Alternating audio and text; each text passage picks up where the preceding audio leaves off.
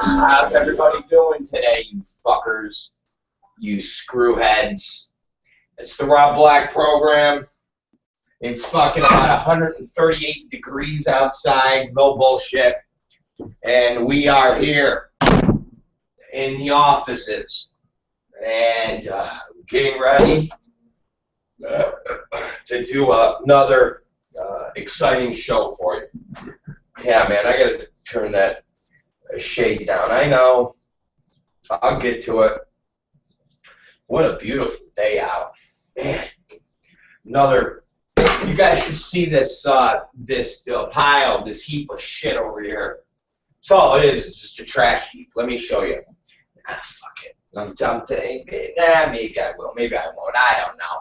But it's the Rob fucking Black Show. Oh, man. It's beautiful out. It really is. I was just coming from my favorite terrorist location, and my good friend over there, Singh. That's his name, Singh. And Singh was looking extremely terroristic-y today. He was. Let me pull the curtain here. There. Curtain is down. So Singh was looking extremely terroristic today.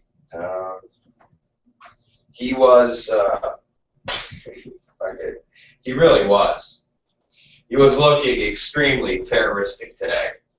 He had the nice turban on.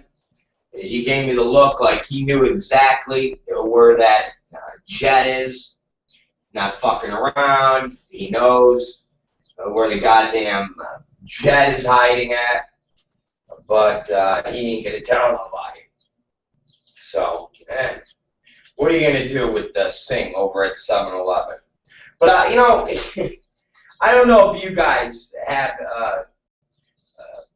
as many. I don't know if you guys have as many crazy. I'm trying to think how to explain it. We have where we are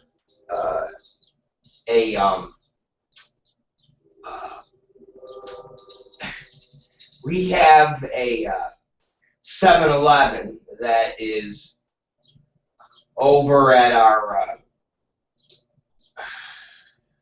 trying to think. We have a 7-Eleven that's on Lancashire that is in the heart of North Hollywood. And I don't want to sound prejudiced or racist or anything like that, but I'm just going by what I'm looking at, what I'm seeing. And while I'm waiting in line, it's 11:55, I think, maybe 11:50, and there was at least, Jesus Christ, I'm not lying, 5 Latin men in the 7-Eleven buying cabezas. I swear to God. And my question is, do they not have a job where, like, where the fuck do they work that they're allowed to just drink fucking beers in the middle of the fucking afternoon? Because I know they're working, they're not bums.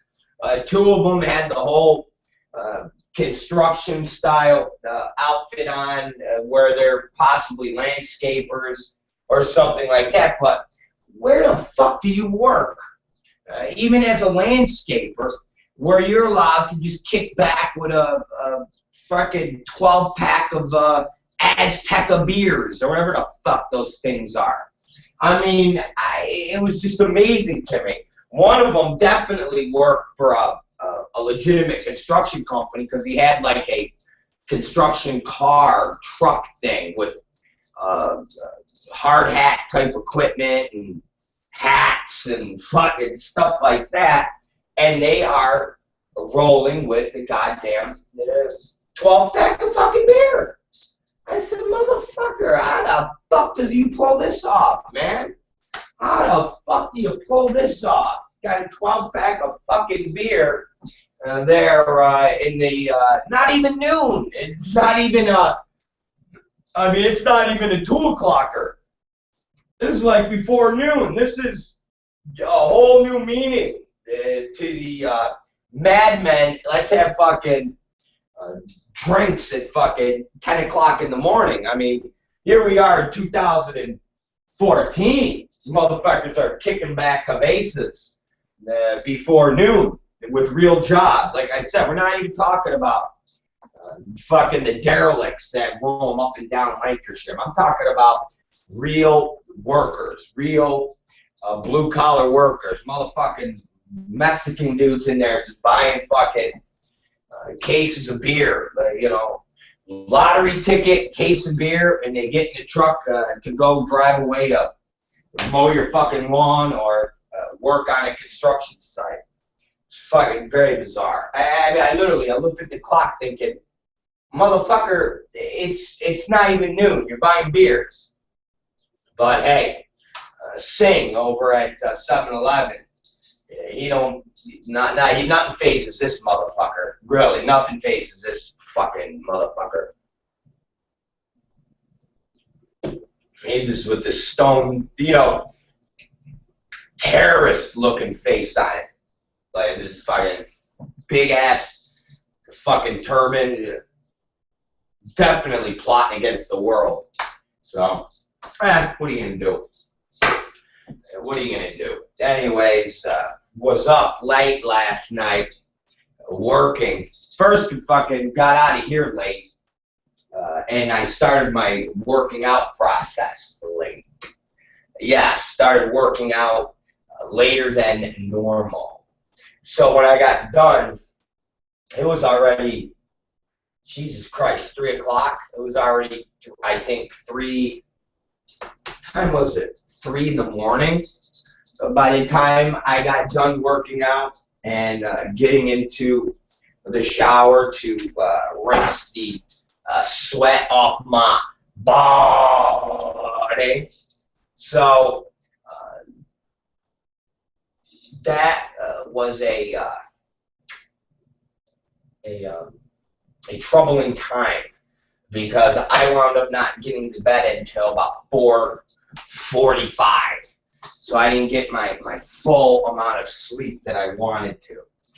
We're working again on the Roku system, which I got to tell you, I made the call of exactly how it's going to be set up last night, and it's exciting. We're taking a shot with extra work that we're doing with it, but it's exciting, and I think people are going to be happy. Here's how the layout is going, and here's how it will officially work. Basically, there will be 2 apps for ROB Black TV. And what I mean by that is there's going to be a Roku app that is available to people that have Roku. And then there's going to be an app that will be available to the entire rest of the world that has computers and so forth and so on. Let me explain to you, and I'll give you the rationale behind this. The way the Roku app works and the way the Roku works in general is this. You build a system that is functionable with Roku, and also your cell phones, your laptops, your tablets, any internet streaming-based format. Now, generally what you have to do, and it goes along with WWE wrestling and any of the other mechanisms, HBO to go, Showtime, so forth and so on. You see the app on Roku. You take a look at the app, you look at the channel, you see things that you want, and you click on the button, and it brings you to a order page, so to speak. And what that order page is it states www.roku/.com or whatever the fuck it is. You then go to World Wrestling Entertainment homepage where you sign up for their service. When you sign up for their service, they give you an access code that A, is good for the WWE membership site anywhere that you can get online. So if you're sitting in your house in Caracas and you want to watch Shawn Michaels against The Undertaker, you just put in your code and you're watching it on your tablet, you're watching it on your phone, you're watching it wherever. If you happen to have a Roku and it's set up with you in Caracas, you plug that sumbitch in, punch in your fucking code, which is a Roku access code, and now your WWE is accessible on your Roku, and you never have to enter the code in again, and now the viewing experience is enjoyable on your Roku. That is a system that is pretty standard with most of the companies that are on mainstream television, internet today. Rather it's Netflix, rather it's WWE, rather it's Showtime, rather it's HBO, or anything like that. Another system and another way to go is building the same style app channel that is on Roku. That channel and that app, in order to purchase it, you click buy now, and a screen will come up that says to purchase this subscription to this channel, it's $3.99, $1.99, 99 cents, $4, whatever. You push OK, and then it bills your credit card or whatever payment system you have attached to your Roku.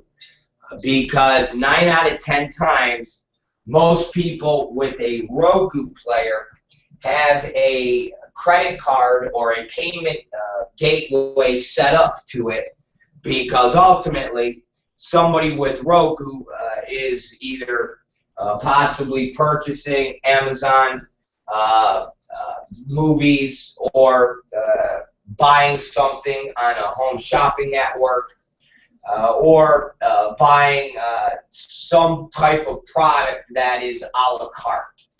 Either way, most people have a PayPal card, a credit card set up to your Roku. Now, if you have a subscription style channel, when you click on the button to say buy now, it goes to your credit card on Roku, and then instantly the channel pops up and you never have to leave your chair. Now, that is similar to the way Time Warner, Comcast, or any of the traditional pay-per-view models that we're all used to and that we've all been programmed to for the last decade. Meaning, when we have Time Warner cable and we have a remote, and the fucking remote has the channel cycles, and we're going through programming, and we go on in demand, and we see some channel we like, rather it's some nudie show or pay-per-view fight or wrestling, and we see a preview for it, we go, this is fucking badass, and you click the button that says buy now, and you say yes, it automatically goes to your credit card. You don't have to leave your couch, and ultimately the programming starts instantly. I like that model. I like that option. To me, it's more not just an impulse buy, but it's also more convenient.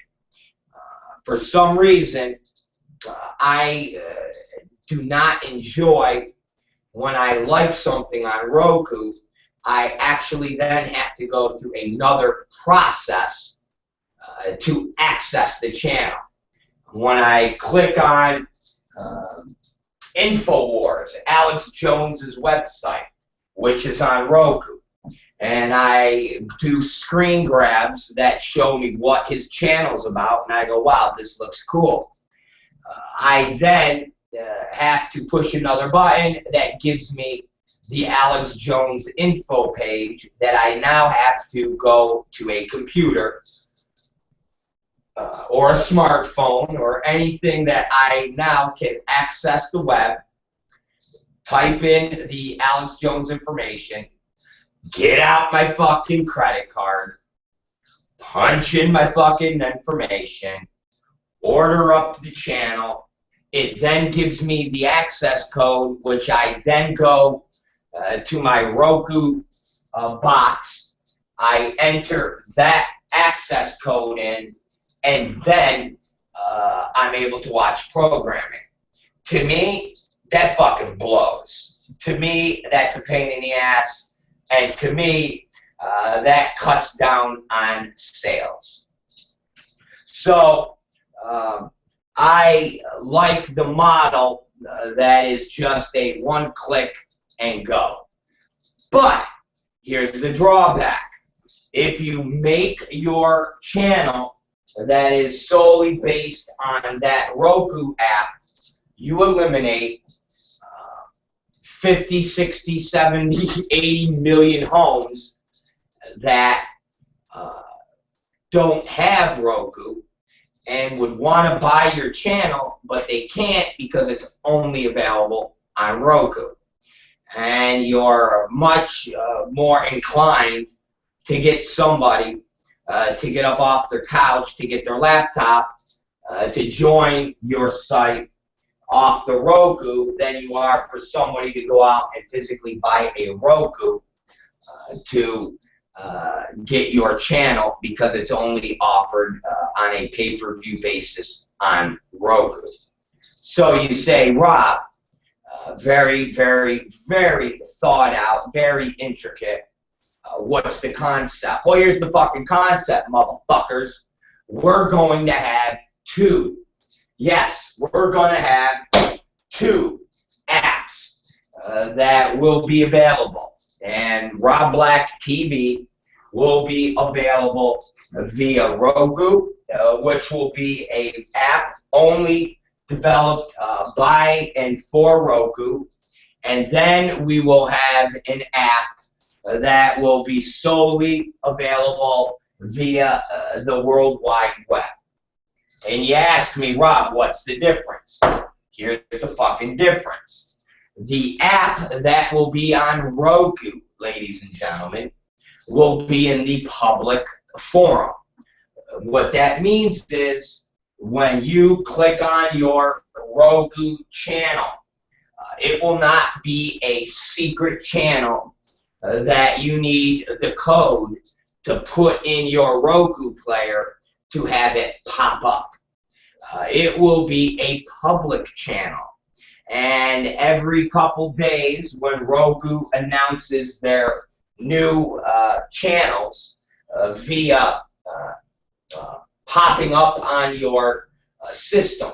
And what that means is while you're on your Roku, they have new release section of channels. And every couple days, they add a channel. It might be a Christian channel. It might be a gun enthusiast channel. It might be a Bikini Babes channel. Regardless of what it is, It's something that fits the guidelines of Roku, and that guideline is no dick sucking, no butt fucking, no X-rated crap, because they're not going to let X-rated material alongside Amazon or Netflix or HBO.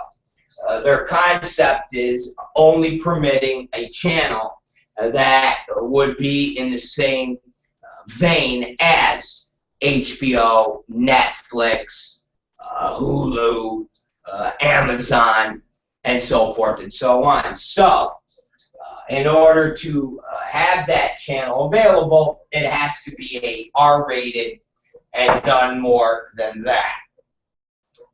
Now, you say, well, Rob, what's the benefit? Well, the benefit is with 3 to 4 million Roku boxes and 3 to 4 million people that have a streaming Roku box in their home, these people have money. They have a little bit of disposable income because they are viewing their content via an internet box. They are purchasing content via an internet box, whether it's Amazon Prime or anything like that. And that means that those people will be seeing Rob Black TV every motherfucking day. I see channels like Mullet TV on my goddamn Roku every day that I know the name Mullet TV, alright? And that's how much I fucking see Mullet TV. And what Mullet TV is, a fucking app that has 10 channels of old fucking 80s rock music on it. Full concerts that look like they were shot on a fucking camcorder. But nonetheless, Mullet TV is seen by 3 to 4 million people every goddamn day. Because it's in the public channels, and you literally go, fuck Mullet TV. Madon Mullet TV. And I at least click on Mullet TV once a week to see what new rock concerts are on there. Oh, Dokken. Oh, Wasp. Oh, whatever. So, the concept will be that every day somebody is going to click and see Rob Black TV every day. And when they click on Rob Black TV, they will have an option to purchase Rob Black TV. And then you are asking me what's on Rob Black TV, and I will tell you. All of the Rob Black TV bits that we do. So when we talk about Jessica Drake and Kelly Shabari eating nothing but ham, that will be on there. When we talk about Ginger Lynn dating Charlie Sheen 30 fucking years ago, and every time Charlie Sheen farts in the wind, Ginger Lynn's going to tell the entire world about it, that's going to be on there. Basically, the Rob Black show, broken down into sections, will be on the channel. And then you will move on to a XPW section. And XPW will be available, which means every pay-per-view event we ever did will be on XPW or on Rob Black TV, and television episodes that nobody has ever seen. The television episodes that we have sitting on a beta tape that basically nobody in the entire world even has beta decks anymore. But a long time ago, we managed to get a beta deck that has been sitting in a fucking special Republican lockbox for us to use when the time is right. And we've been in the process of encoding hours and hours and hours of television episodes that nobody has ever seen. And that will be on Rob Black TV, along with blooper reels, outtakes, and special interviews that nobody's ever seen because they've never aired ever on TV. And then there will be a section for new XPW content, which will be special Roku exclusive channel selections that we will be progressing the new launch of XPW. So that will be available on the Roku Rob Black TV app. And then what will be on there will be a section that we're basically going to have called Extreme Beauties. And that will be content involving girls, preferably no chicks with dicks, but regular girls in bikinis. That is doing things very sexy, doing things that are very entertaining.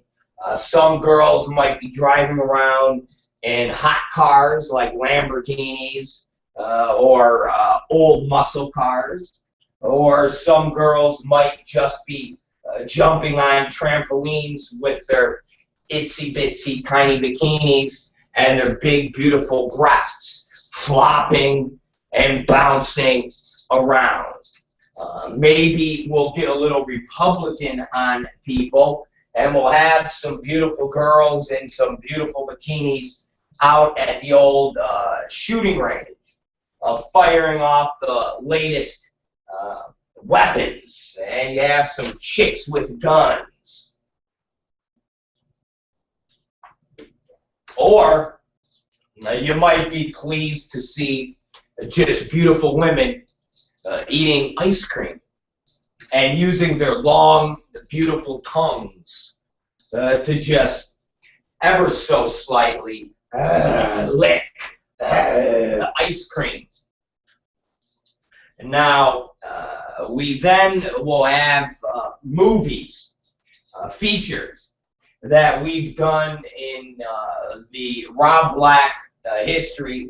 One will be our documentary. Two will be some short, funny films that we've done that we've never released.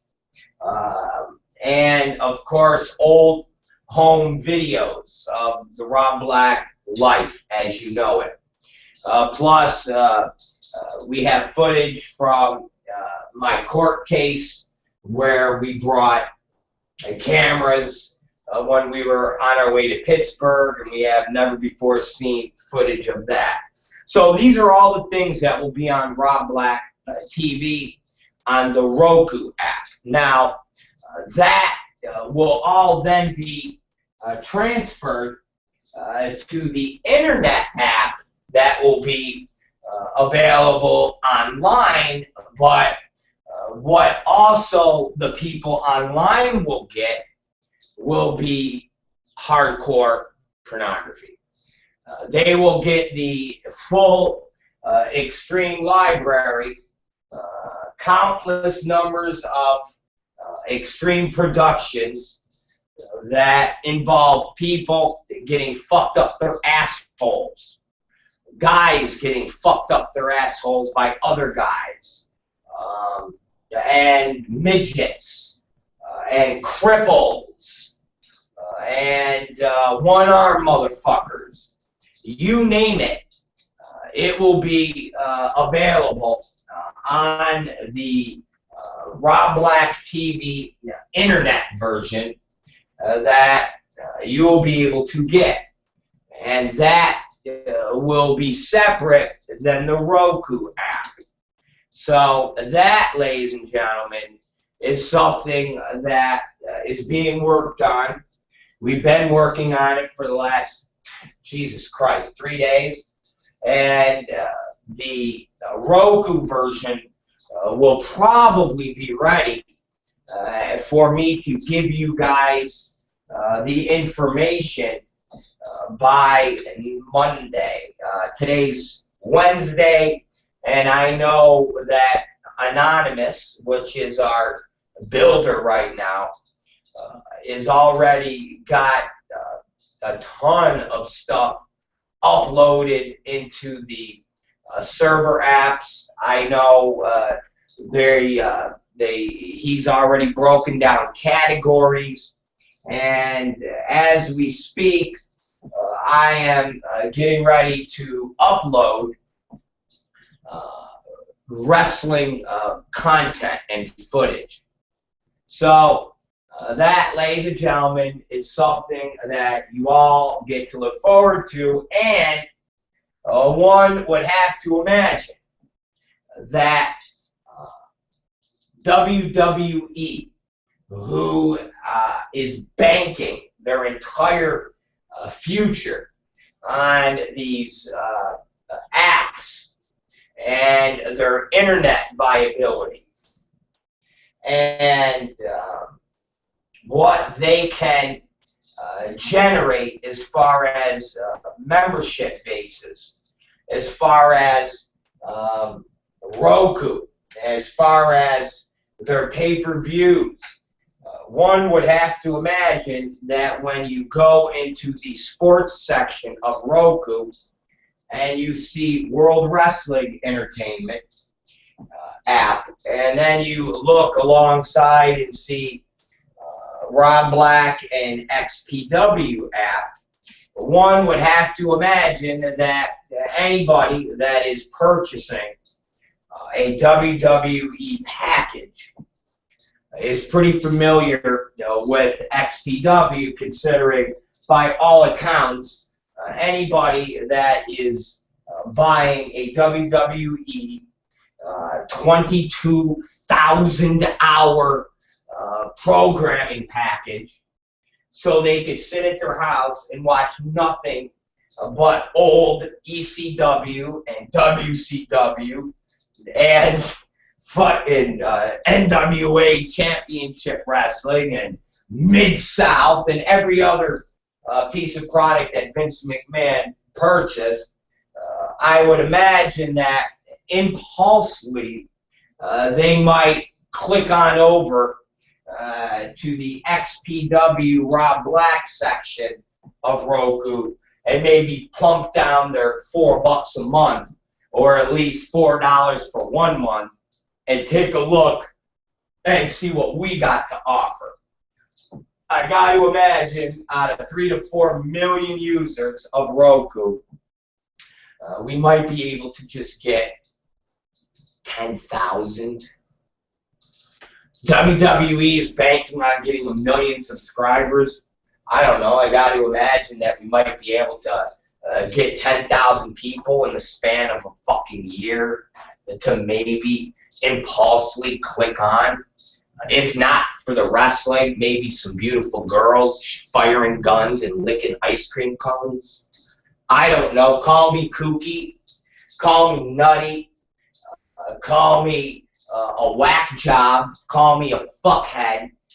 But I got to imagine that having a public channel alongside WWE and promoting professional wrestling that at one time rivaled any of the product that you saw in its days, and what ultimately got on MTV as a national product, which was Wrestling Society X, with the name change from XPW, would at least draw some views. And we're actually in the process of getting Wrestling Society X and the season, because, as you know, the people that are all involved with that, I still communicate with. Me and Kevin Kleinrock were talking this morning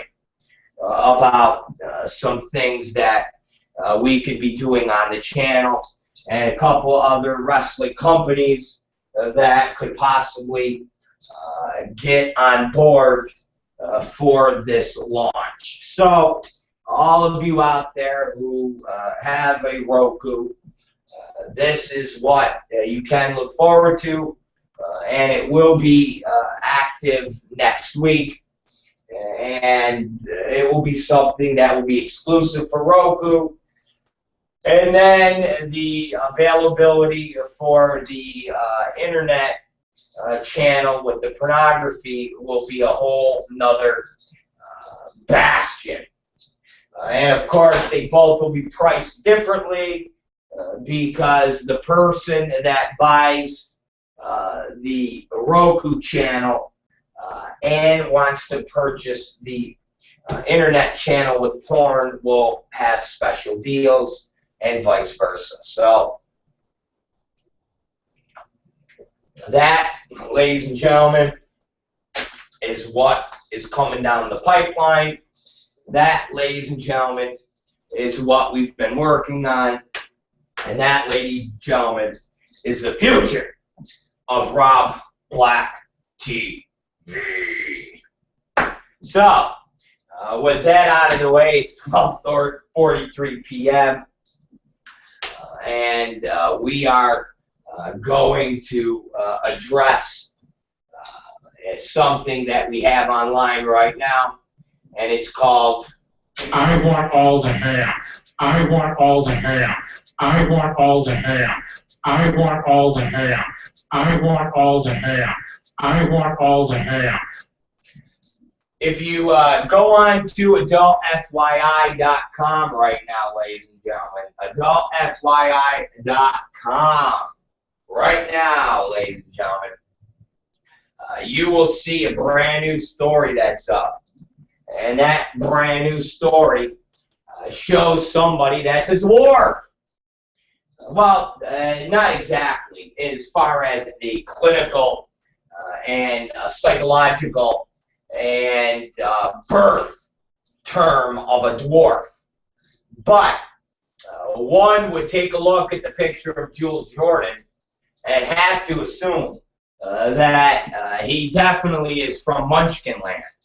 Now, this article was something that we did, I think, about a day ago. And Tom Byron eloquently put it together in a story form that can only be described as phenomenal. Literally, phenomenal. And I think it breaks down quite well all of the elements of what make Jules Jordan a jerk-off. And when I say a jerk-off, that might be a little strong.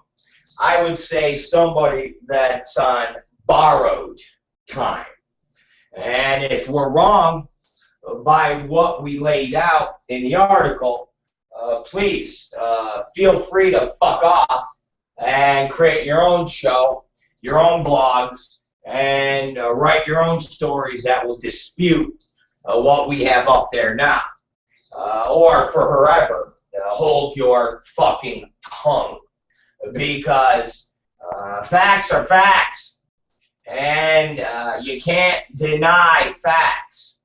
And when you break down Jules Jordan, and you break down the concept of his company and where it started and what has become of it, you basically come to the same conclusion that it is a life support. It is a Terry Schiavo that is just being fed with a tube. And ultimately, the plug of life can be pulled any day.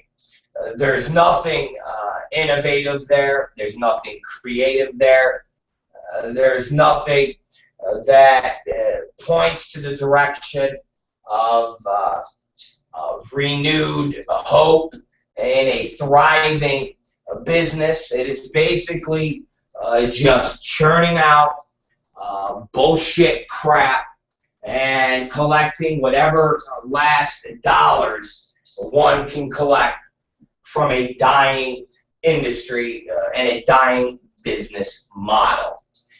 And at the end of the day, take a look at everybody's fallen hero, because that is somebody that is going to be getting smaller and smaller and smaller as the months go on, because the business is shrinking and shrinking and shrinking. And ultimately what you will have is a shell that is much thinner than the shell that you have already.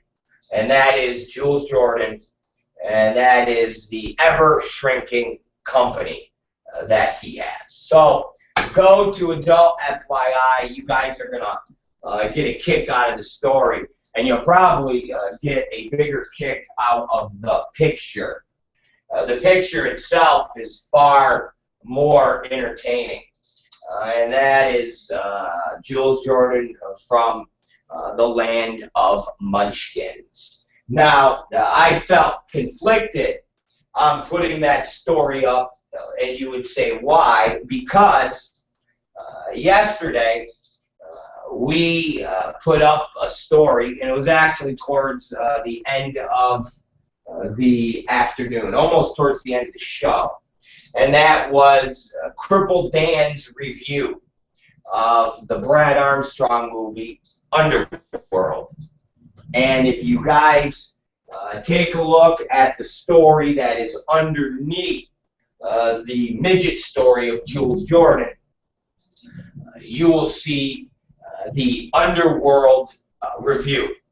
Crippled Dan, the resident gimp, did a review, and at the AVN Expo, the CES show, whatever the fuck you want to call it now, Crippled Dan was rolling his ass around and talking to different people in the adult business.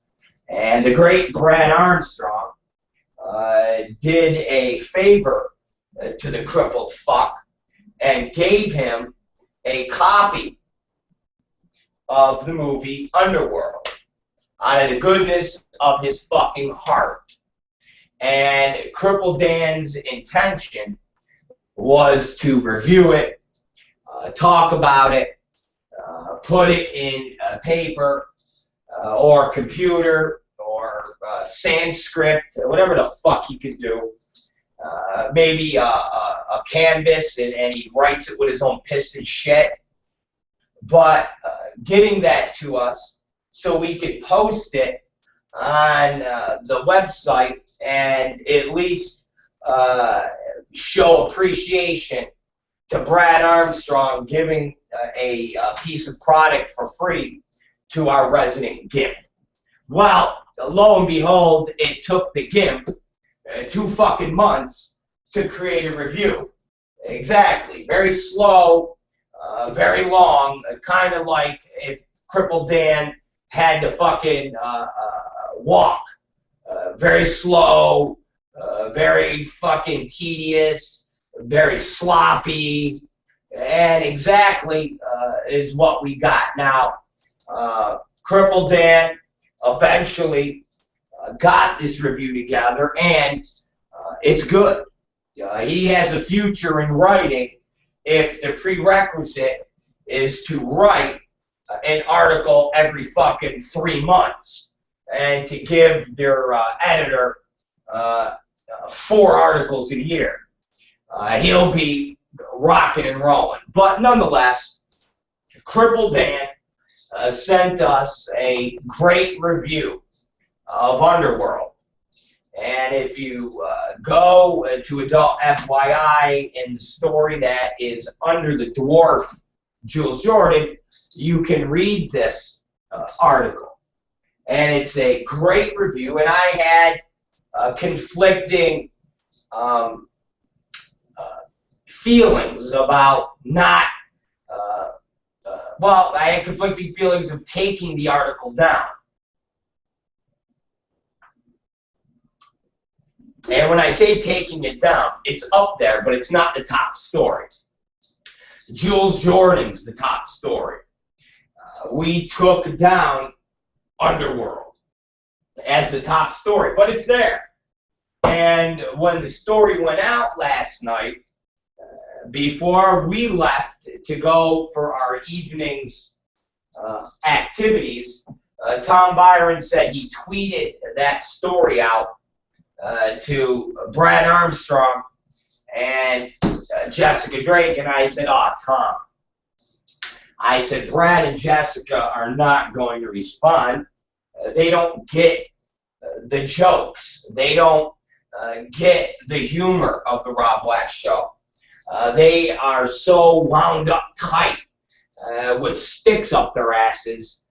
They will not see the humor or the realism of the interview or of the review, because ultimately it ended with a great tagline and basically talking about how Wicked and Brad Armstrong are still doing, hands down, the best porn in the business, and they do it with condoms.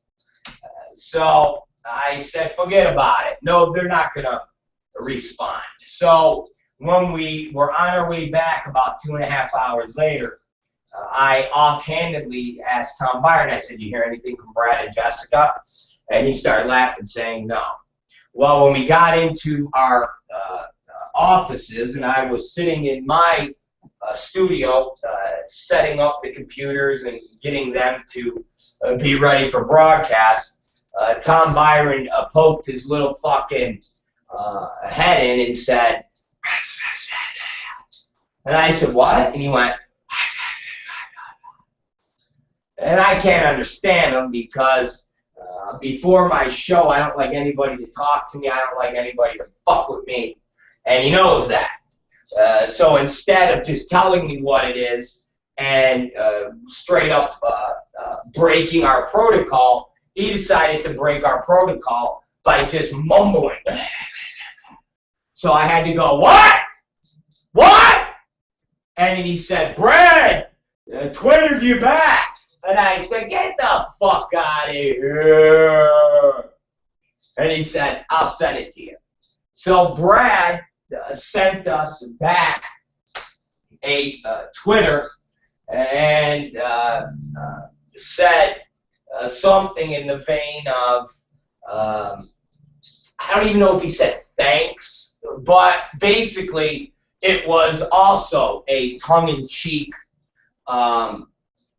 response that, from my prerogative, was that he got it. And he said, "Interesting review from Real Rob Black.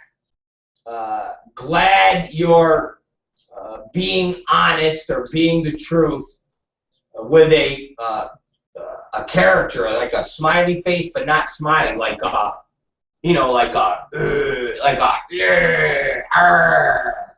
and said,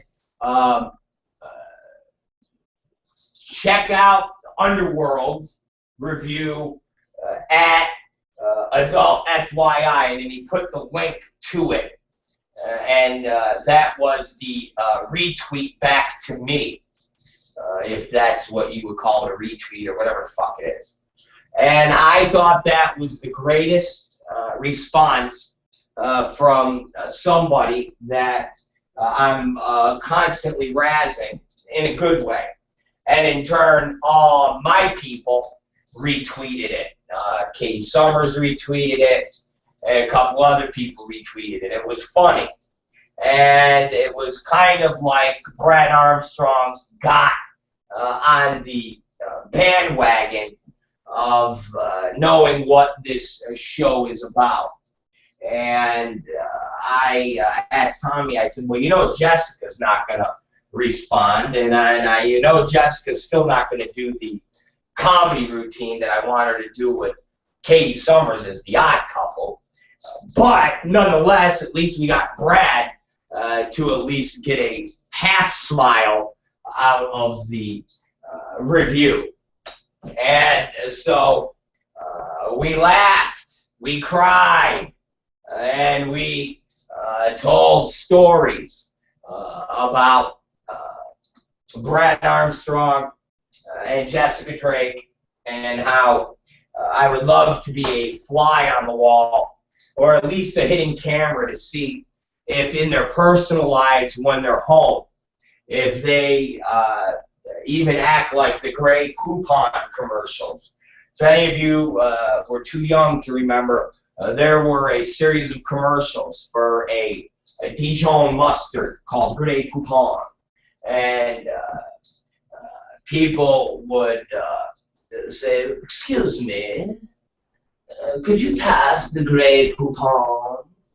And they would have like a Rolls Royce pull up to a beat up old car, and they'd be talking about mustard. I don't know why and how that ever got into the equation, but the person would say, "Excuse me, could you pass the Grey Poupon?" So my question was, when Brad and Jessica are home, are they just so uptight with sticks up their asses where Brad says, "Excuse me, Jessica, would you pass the TV remote, please?" And she goes, "Yes, Brad, hold on. Here you go." Because they look like the most unfunny,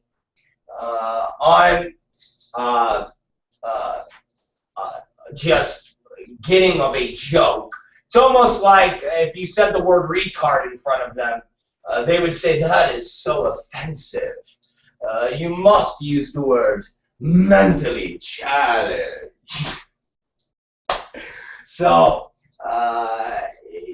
it was quite amusing to even see Brad acknowledge the review, because the review that Cripple Dan did was funny. I mean, it was tongue-in-cheek with funny little comments about the movie, and they were done quite.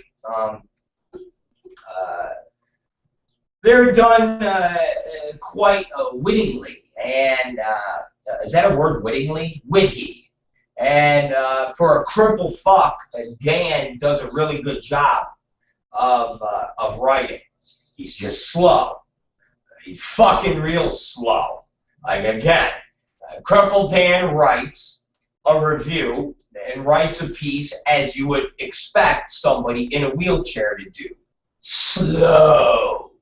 So that was good, and go adult FYI and check it out. And that was my dilemma of not having the story up there longer as the top story, because I really got a kick out of Brad and his acknowledgement of it. And it was the first time that we got a acknowledgement out of Brad. And like I've said before, ladies and gentlemen, and I'll say it again, we don't have a dog in the fight. As Mel Gibson told that movie reviewer, Sam Rubin, or whatever his fucking name was. And Mel Gibson said, "Do you have a dog in the fight?" We don't have a dog in the fight. We don't fucking care. We don't give a shit of who's mad at who. We don't give a shit who has AIDS, who has syphilis, who has super gonorrhea. As far as I'm concerned, the more people with the disease, the more comedy we get. The more people that are in pain, the more comedy we get. Every time Chris Mann will post something on his Facebook that says he's fucking got cancer that's spreading to his dickhead and to the little fucking femur bone, we get more comedy. I get more excited because this Chris Mann death dollar could possibly be in my pocket. Okay? We laugh about that. We've said time and time before, and time again, and we said it last night. I've never had any problems with Steve Orenstein and them at Wicked. When I got this award this fucking thing, the same award that John fucking AIDS Stalliano got, the same award that Larry Flint got, and the same award that Rob Black got. When I went up there and did my big routine, my big act that the lawyers and everybody told me to do because it could possibly spare my then wife, Lizzie Borden, prison time, and I went up there and I did what I had to do. You know, I did what I had to do. And when I got done, Steve Orenstein came up to me and said he was moved, that it was done so eloquently and so good, and he was fucking moved. And I said to him, I said, thank you very much, Steve, that means a lot. Inside, I thought to myself, I did my fucking job. That's what I do. I did my fucking job.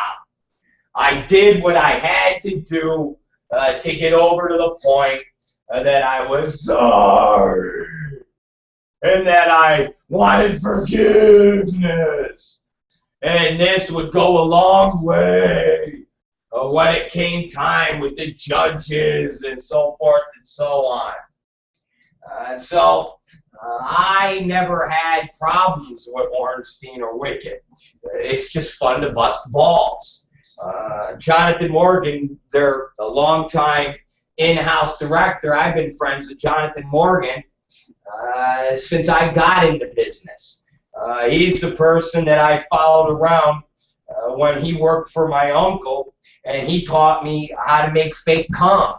He taught me that the pictures on the back of the Zane boxes in '94 were fake cum. And they would use pina colada mix and pour it on the girl's tongue and on the dicks, and it was fake. And that's how you really got them cummy-looking pictures. And then I would ask him all sorts of other questions, and he'd look at me and go, why the fuck are you asking me so many questions, you prick? And I'd be like, hey, I don't know. What else am I going to ask? So I've known Jonathan from that day to me working at Elegant Angel, where him and his company edited my first movies that I did with Elegant Angel. Him and Jake Jacobs. And Jake Jacobs' wife, Marlene. They edited my movies. They also edited Tom Byron's title sequences. So they were an intricate part of our early days of filmmaking. So I've never had heat with any of these people. I've never had problems with any of these people. They were always just a part of my life. And what we do on this show is comedy. We are controversial. We're edgy. And if we're not creating waves, then we're not doing our fucking job. If we're not being entertaining, then we're not doing our fucking job. If we don't get people to talk, then we're not doing our fucking job. If we're not doing any of that stuff, we're just like everybody else that's in this fucking business, and they're just going through the motions, pasting their own fucking bullshit garbage that are lifted from mainstream articles or mainstream news headlines, and then plopping it in their own websites. Or they're creating message boards where they can get a bunch of anonymous posters, a bunch of fucking faggot pussy boys who hide behind their fucking keyboards like faggots. Little bitches, little fucking know-nothing, nobody, amount to shit pussies.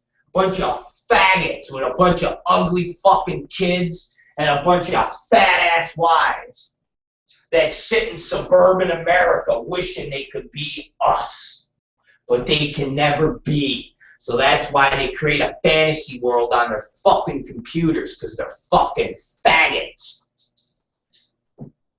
That's what we would be. So in turn, we have to be entertaining. We have to actually strive to be something. Because if we didn't, we would be nothing but the same people that we shit on day in and day out. So, all of you fucking people out there, get a sense of humor, you fucks. This is show business. This is entertainment. Stop being so serious. This is what we've all come to. And that is the end days of porn, where there's nothing that is happening that's positive for any of you. So in turn, you have this sense of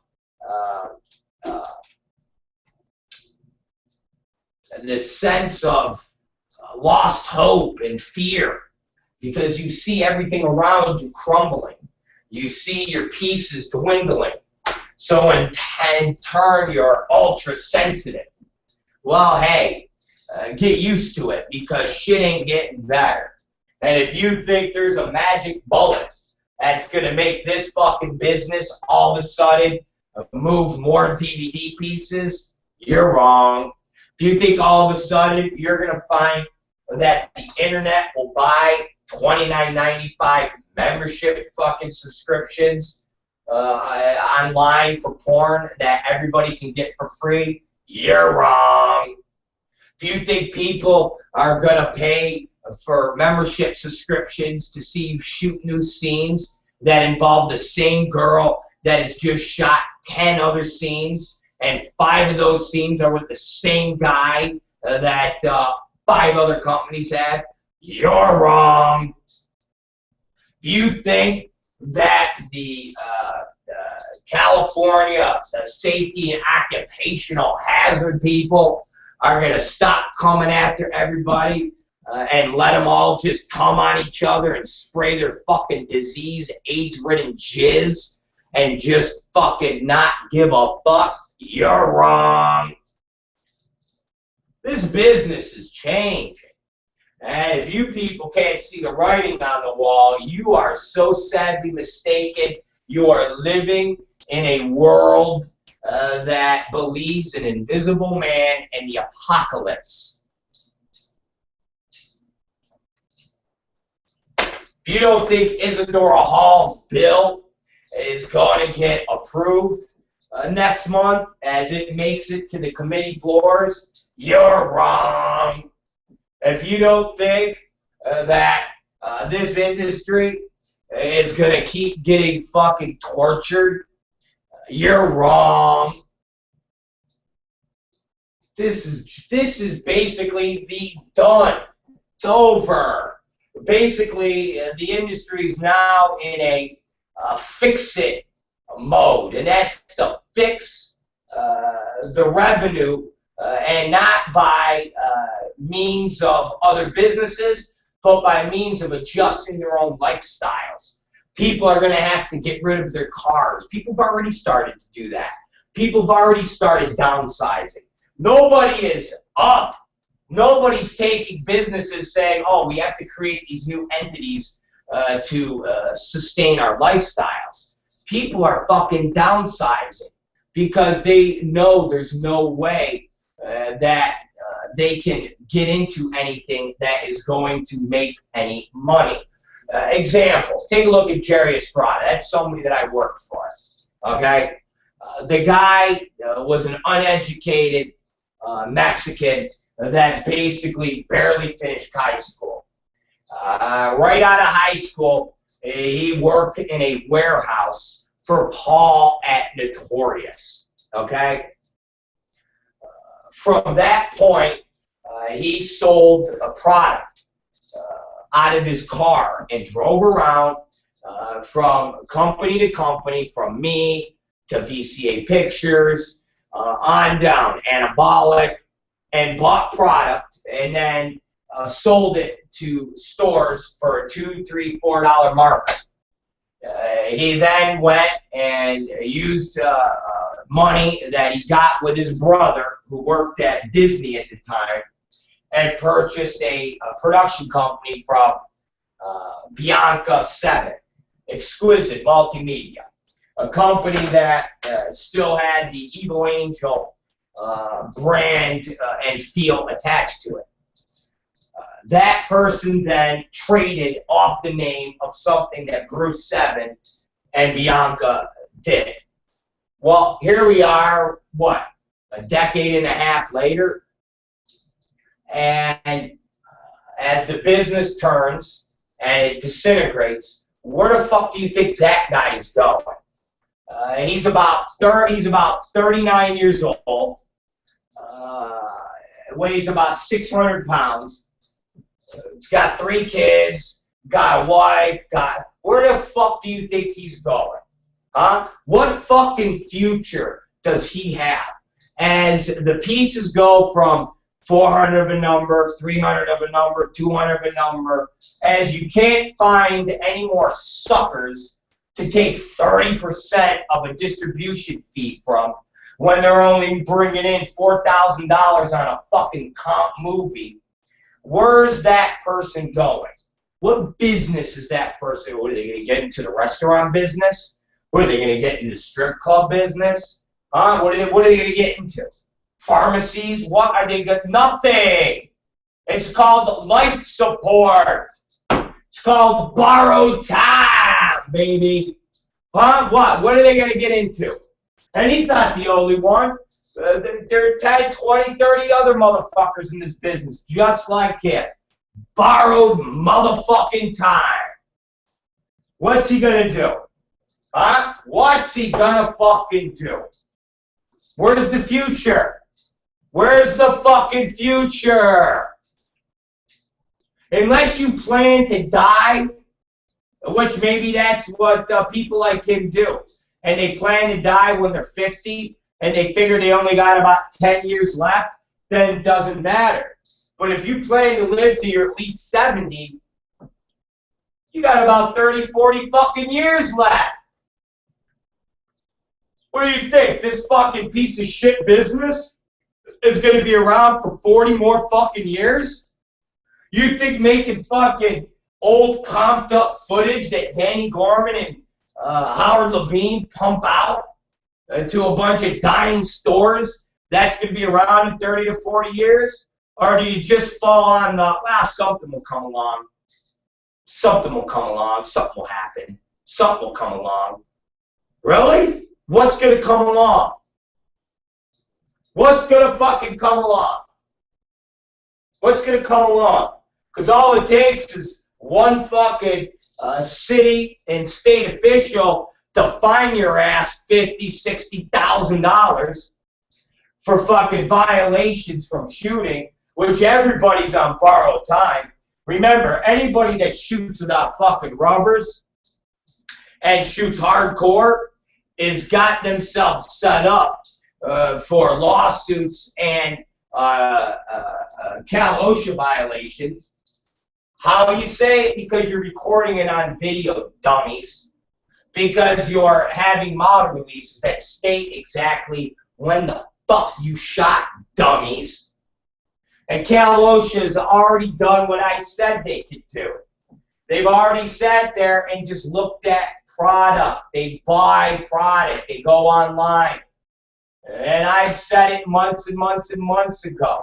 If they can convict people for other crimes in America based on videotaped evidence, if I can get a fucking ticket because I went through a fucking red light and a picture in the goddamn light housing fixtures takes a picture of me going through the red light and they send me a ticket saying, hey, asshole, here's evidence that you broke the law and you went through a red light. Now fucking pay us, motherfucker. If that is acceptable, you didn't think fucking getting a videotape and going, oh, wow, they shot this movie 3 months ago, and look, they're spraying cum on each other. Cool. Violation. Next. What are you fucking people, stupid? What are you fucking people, ignorant? You fucking people, the dumbest motherfuckers in the world. You know how easy it is for them, if they wanted to, to get every fucking movie that was produced in Las Vegas and bring fucking pimping and pandering charges against everybody involved? You assholes have no idea what it was like when the Republicans ruled this fucking land, motherfuckers. And I'm not even talking about Bush, because Bush is preoccupied with me. I did you motherfuckers the favor, you cocksuckers. Talking about Reagan and the Meese Commission. And they were running around the valley going after everybody. That motherfucker is what they could do again. They could do that again and go after everybody that shoots outside of California and bring everybody up on fucking pimping and pandering charges. And you would watch his entire business fold like that. One motherfucker that gets brought up on a fucking 3 to 5 year fucking beef for fucking pimping and pandering, you would watch shit run down their leg. If you saw Jerry Estrada or Howard Levine or Danny Gorman, any of those three punks brought up in anything that had to do with them possibly going to jail for a couple years, you would watch shit run down their leg and fall on the fucking ground. And they'd be willing to eat it up on camera to get out of going to fucking jail. Frank Kretschke, that little pussy, fuck you think what happened with Frank Kretschke? That fucking faggot. That little fucking faggot. That faggot that trades on people's names. Yeah, the people that everybody says are losers, are failures. Biggest distributor in the fucking business. That bitch trades on our fucking name every day, motherfuckers. Every fucking day. Every day uses our names to make money. Adam Hasner, every day, uses our names to make money. But we're losers. We're failures. Yeah. Here you go, bitches. Eat my jizz. Matter of fact, go eat John Staliano's fucking diseased jizz. Punk-ass bitches. Fucking watch that faggot crumble. Shit. Frank Kretschke would fucking crumble. That little faggot, he's the biggest pussy in the world. He's the biggest pussy in the world, Frank Kretschke. So, this industry is on borrowed time. And nobody's made any efforts to make anything better. All anybody's done is perpetuated the problems that the industry has. And the only people that are set up for success is really wicked. And Brad Armstrong and Ornstein. They can't get sued. They shoot everything with rubbers. They have cable deals set up in foreign countries that require them to wear rubbers.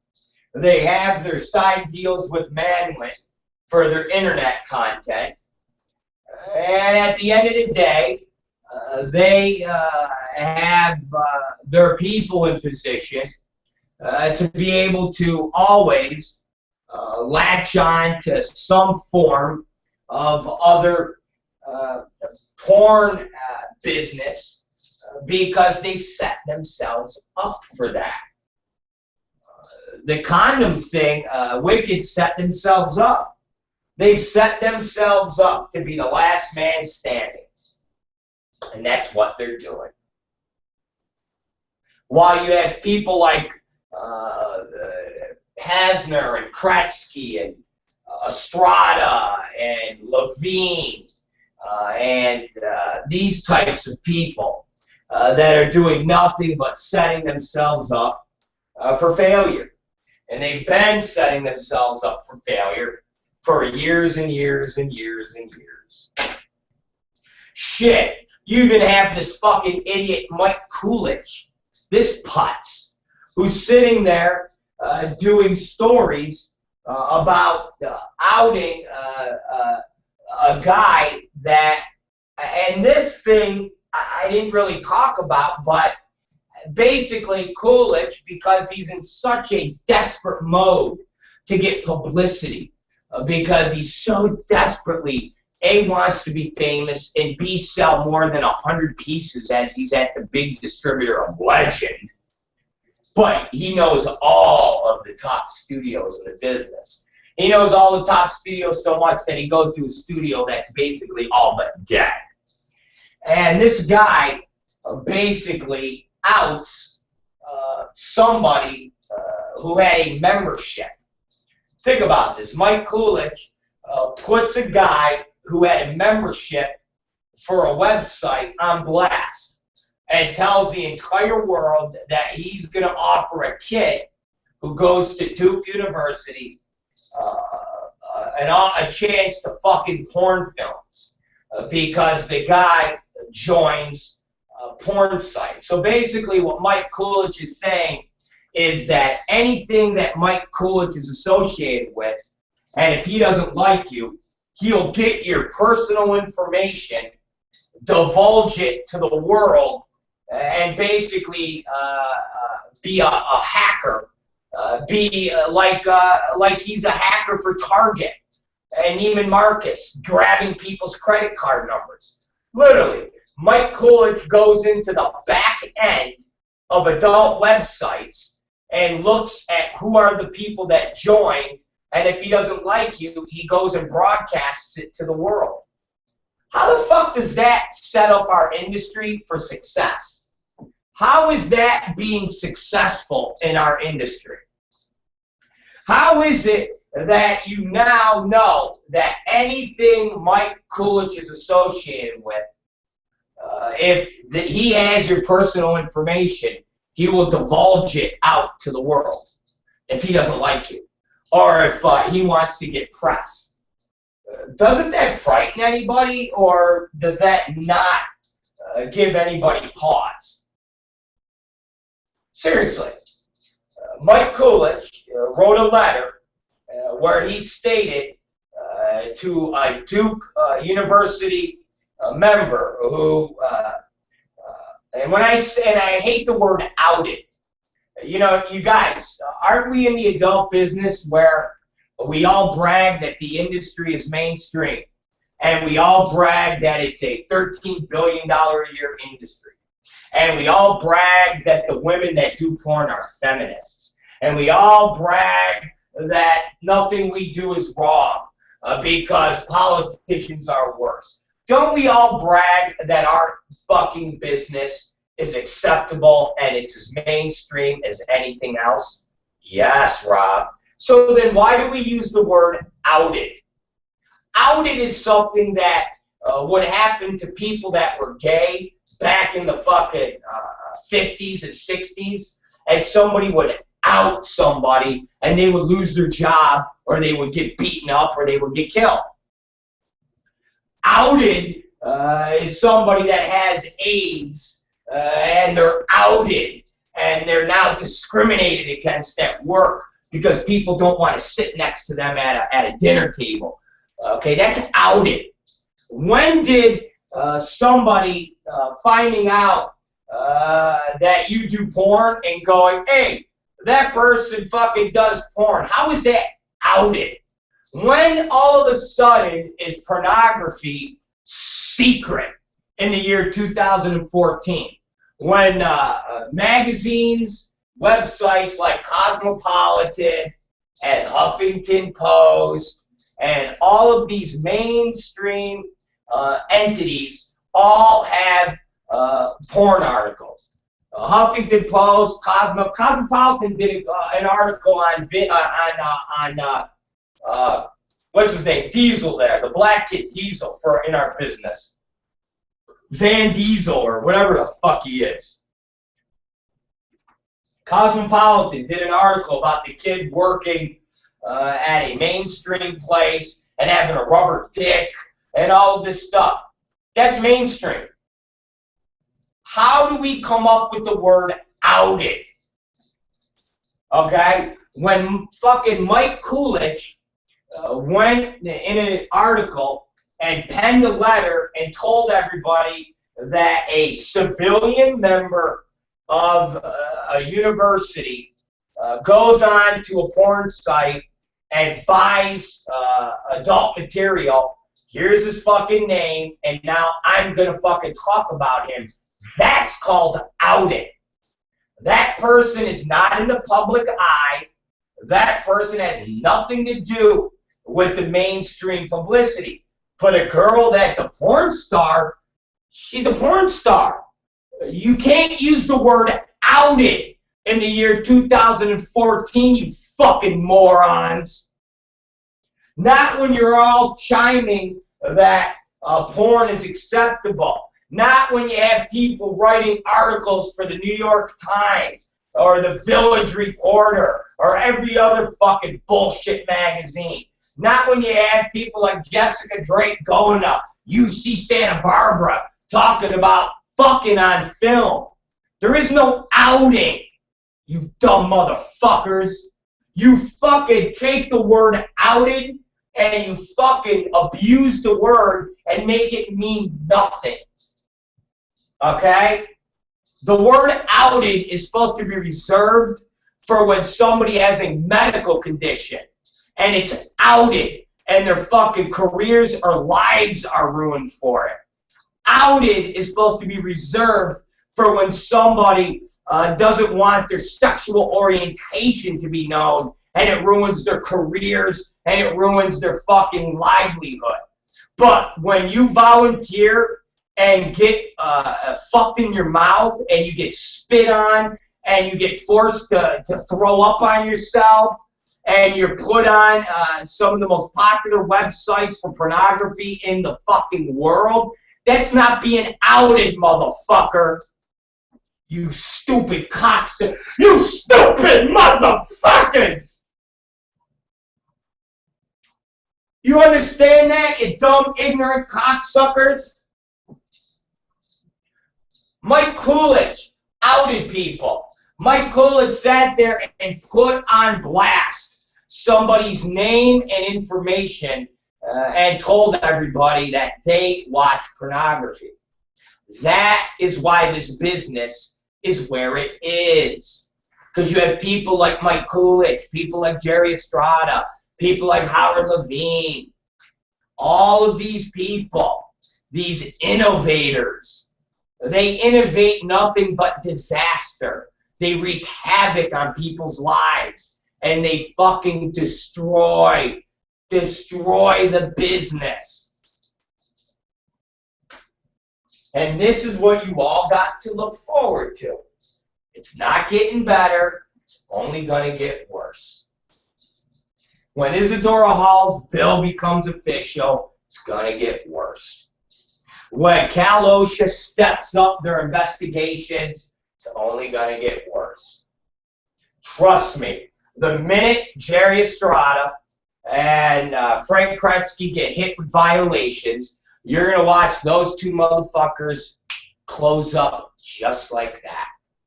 And when I mean close up, their production aspects. Because remember, Estrada still produces. It just goes through Jordan Septo. Just goes through the entity that Jordan Septo is. Because Septo has to lay out 30% to Jerry Estrada. So Jerry still gets a production fee. Madison, Kelly Madison, Ryan Madison, they still lay out a production fee. Anybody that is still a sucker that gives up 30%, Jerry Estrada still makes money. And then all the other shit he has are all just comp stuff. Takes old scenes, puts it together, and moves 400 pieces if he's lucky out the door at fucking $10.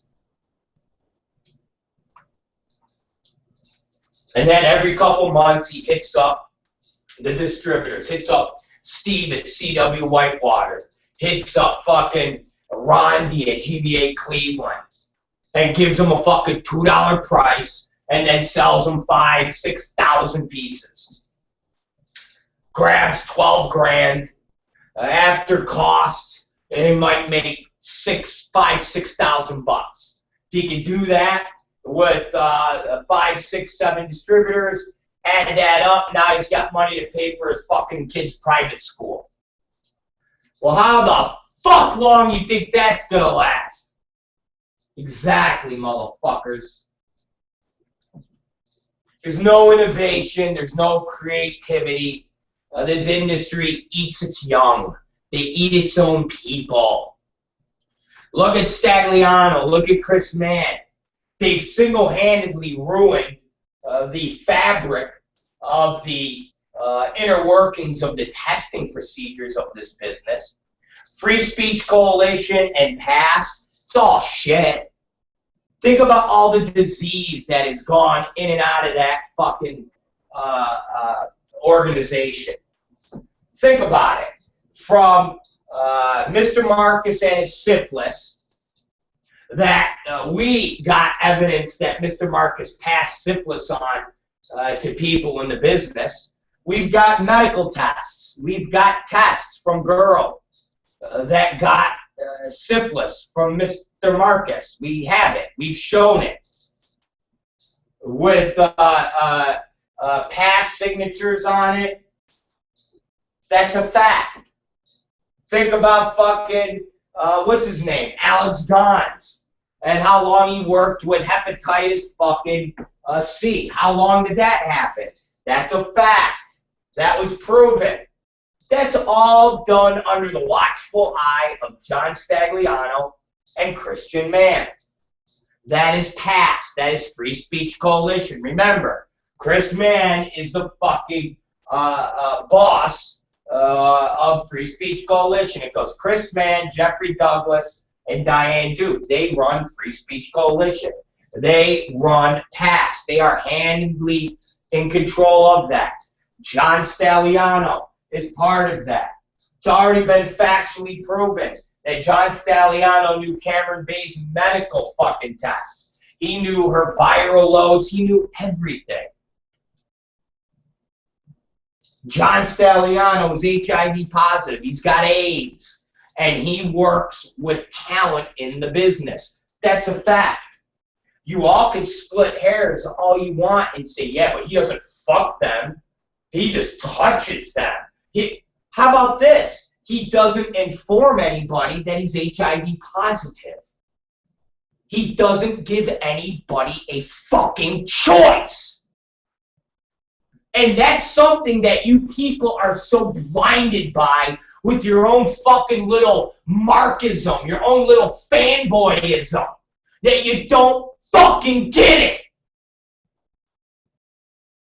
And if any of you assholes could take a step out of your fucking bullshit bodies and actually go, gee, would I like my ugly, disgusting little piece of shit kids to go to a fucking dentist and have the dentist stick his hands in their mouth and fucking do procedures and be HIV positive and not inform us if we have a fucking choice? If any of you little stupid assholes could put yourself in a position of, gee, would I want my wife to go to an HIV positive gynecologist and not have a fucking choice? But you guys don't fucking see that because you all make money off these people.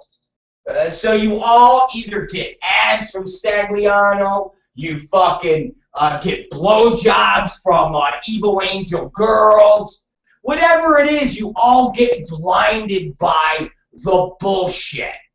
So in turn, Stagliano's acceptable, but Darren Roberts or Darren James isn't. Stagliano's acceptable, but Cameron Bay isn't. Rod Daly is not acceptable because he fucks trannies, but Christian XXX is acceptable. And you can put on any movie and watch Christian XXX gobbling down fucking tranny cock. He's throwing up on fucking tranny cock. That's acceptable. But God forbid if it's Rod Daly or some other fucking guy that is not part of the clique, that's not part of the system. Again, you people are so ignorant and so blinded by your own sexual gratification or the money that gets put in your pocket that you don't see right from wrong.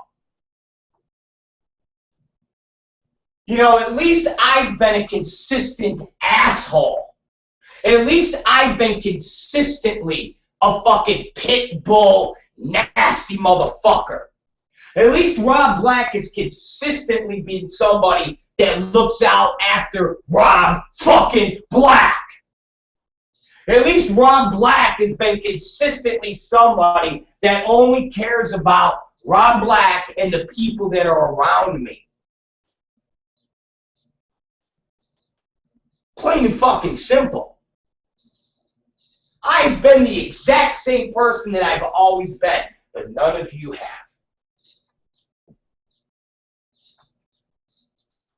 Look at that fucking kid TJ. The last kid that got the fucking AIDS. He was everybody's friend. TJ Cummings. He was everybody's friend. Fuck, Wicked just released a movie that had him in it. So you know it's an old movie because he's had AIDS for a while. That was everybody's friend. Why isn't he making movies right now? Why isn't he doing what John Staliano's able to do? Why not? Why the fuck not? Why? Because none of you would let it happen. Tony Montana, full of fucking AIDS. He's a fucking legend. He's been in this business for fucking 3 decades. He dates back to God knows how many porn stars. He's fucked them all. Why is he not making fucking movies? Why isn't there a Tony Montana line? Why isn't he out there in the face of the fucking business and getting work? He's still alive. You still see him rolling around at fucking shows. Why not? He's no different than John Stagliano. TJ Cummings is no different than John Stagliano. And John Stagliano got his disease exactly the way all of you condemn all the other people. And I guess that's another thing you fucking jerk-offs forget about it. John Stagliano got HIV/AIDS from having a transsexual fuck him up his asshole without a condom. Okay? Do you get that, you fucking asshole? The same thing that you look at fucking message boards and you look at people talking about saying, fuck the crossovers, fuck the irresponsible people. Your fucking hero, John Stagliano, got fucking AIDS from letting a fucking transsexual from Brazil fuck him up his asshole without a fucking rubber on and shoot his fucking AIDS cum up John Stagliano's cut up asshole. So is that responsible, jerk-offs? Is that fucking responsible? Well, that sounds just like the way that everybody now that comes down with AIDS in our business that everybody condemns. What was Rod Daly doing, everybody? Getting fucked up the ass by a tranny. Look at this, he was doing bareback trannies. So he did what John Stagliano did. So why is John Stagliano your fucking hero? You guys can't explain that, can you? You fucking hypocrite faggots. Can you, you bitches, you punks, you fucking pussies? Can't explain it, can ya? You can't explain why TJ fucking Cummings there is a fucking asshole skivos, but Christian XXX is an alright guy, right? Can't explain that, can you, you fucks? Can't explain it. Can't explain it because you don't have a fucking answer. That's why. And when you don't have an answer and you don't have a reason, you have nothing to say except be little bitches, little faggots, little cunts, little pussies. Little Pope from Greenwich Villages, man. That's what you are, you motherfuckers. You bitch-ass punks. You fucking make me sick. Fucking, this business is fucking doomed by the very people you all fucking hail as heroes. Free Speech Coalition, the fucking testing services. Testing services are shit. Explain this to me. How the fuck do any of you accept the fact that Sheena Shaw, who is an active performer in this fucking business, gets away with being John Stagliano's girlfriend? And you all are fine with that. How is this? How the fuck is it that Sheena Shaw, who works with all of the female talent in the entire adult business, is also able to have a sexual relationship with John Stagliano, who's HIV/AIDS positive? How is that acceptable? How is that acceptable? How is that acceptable? And how is it that all of you stay silent on it? How? How is it that all of you stay silent on it? You guys want to explain that to me, you faggots? I'm listening. Oh, you don't have an answer, do you? You don't have any answers. I got it. You don't have an answer as to the fact that Sheena Shaw, who works with all of the talent in the adult business, also has relationships on a personal and sexual level with John Stagliano, who's HIV positive, okay? And none of you bat an eye. Or how about this? Everybody's great porn performer, Francesca Legg, who performs and does bareback with transsexuals. She cum swaps with transsexuals and bi boys. Take a look at kink.com. There's videos of Francesca Legg taking cum and swapping it with a transsexual and a bi. How is that acceptable to all of you? How is that acceptable to all of you? I thought that's risky behavior. And if that's acceptable, why is it not acceptable from any other talent? Why? Because Francesca Legg pays you, so in turn you shut your mouths? Is that what you do? And these other people don't pay you, so in turn you're going to crucify them? Why is that, guys? Or you just can't stand the fact that, what? Truth hurts and I'm bringing it out, so you don't want to deal with that, you don't want to address it, but yet the testing system is good. Why? Why is the testing system good? You all know it's bullshit. You all know it's crap. And you all know that John Stagliano and Christian Mann are behind the entire testing procedures. Huh? Come on. Come on. You guys don't ever want to talk about that, do you? Why not? Because some of you little faggot punks who got little fucking faggot-ass fucking websites get fucking paid from Evil Angel to put up ads because you're so desperate to be in the fucking porn business that you so desperately cling on to any fucking resemblance of being part of something while you fucking sit thousands of miles away playing with your little pee-pee, looking at your fucking retarded fucking kids and your fat ugly wife. Is that what it is, you people? When you guys are little fucking reviewers for adult DVD talks, and your buddies Mark Speakers get you guys fucking blown, so you fucking sit there and fucking totally do nothing about anything that's questionable in a fucking porn. Like when people fucking didn't say a word that John Staliano in his first stretch class was taking his bare dick out and sticking it in the girl's ass cheeks. But what, that's acceptable? Because John Staliano pays you people? And you wonder why the fucking adult business is where it is. You wonder why there's calotia everywhere. You wonder why there's fucking laws coming down by fucking congressmen. Fucking people are ignorant and stupid. You have porn performers having open relationships with HIV, AIDS positive people.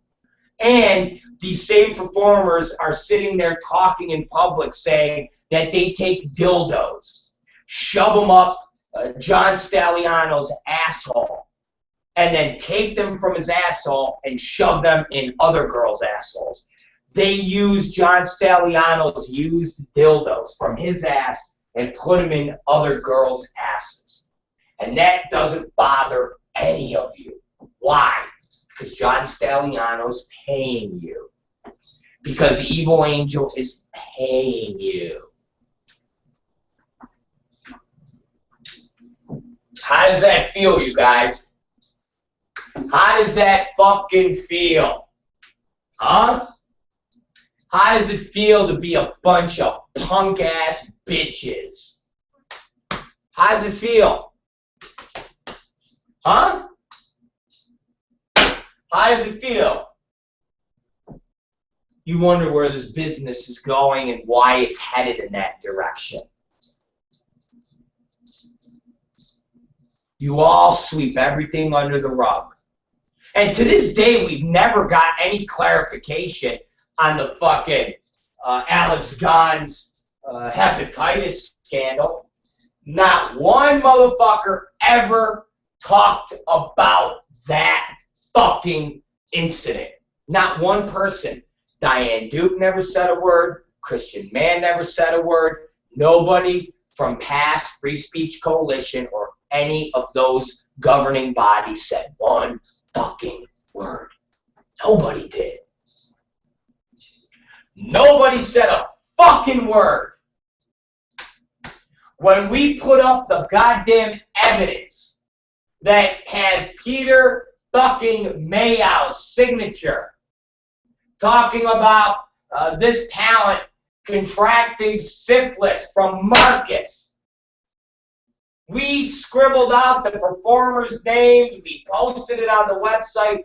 Not one fucking person could answer as to this situation. Not one fucking person said, oh, I guess Mr. Marcus did infect the people. Not one fucking person said a fucking word. Nothing. Nothing. Isn't that amazing to any of you? Isn't that amazing to any of you?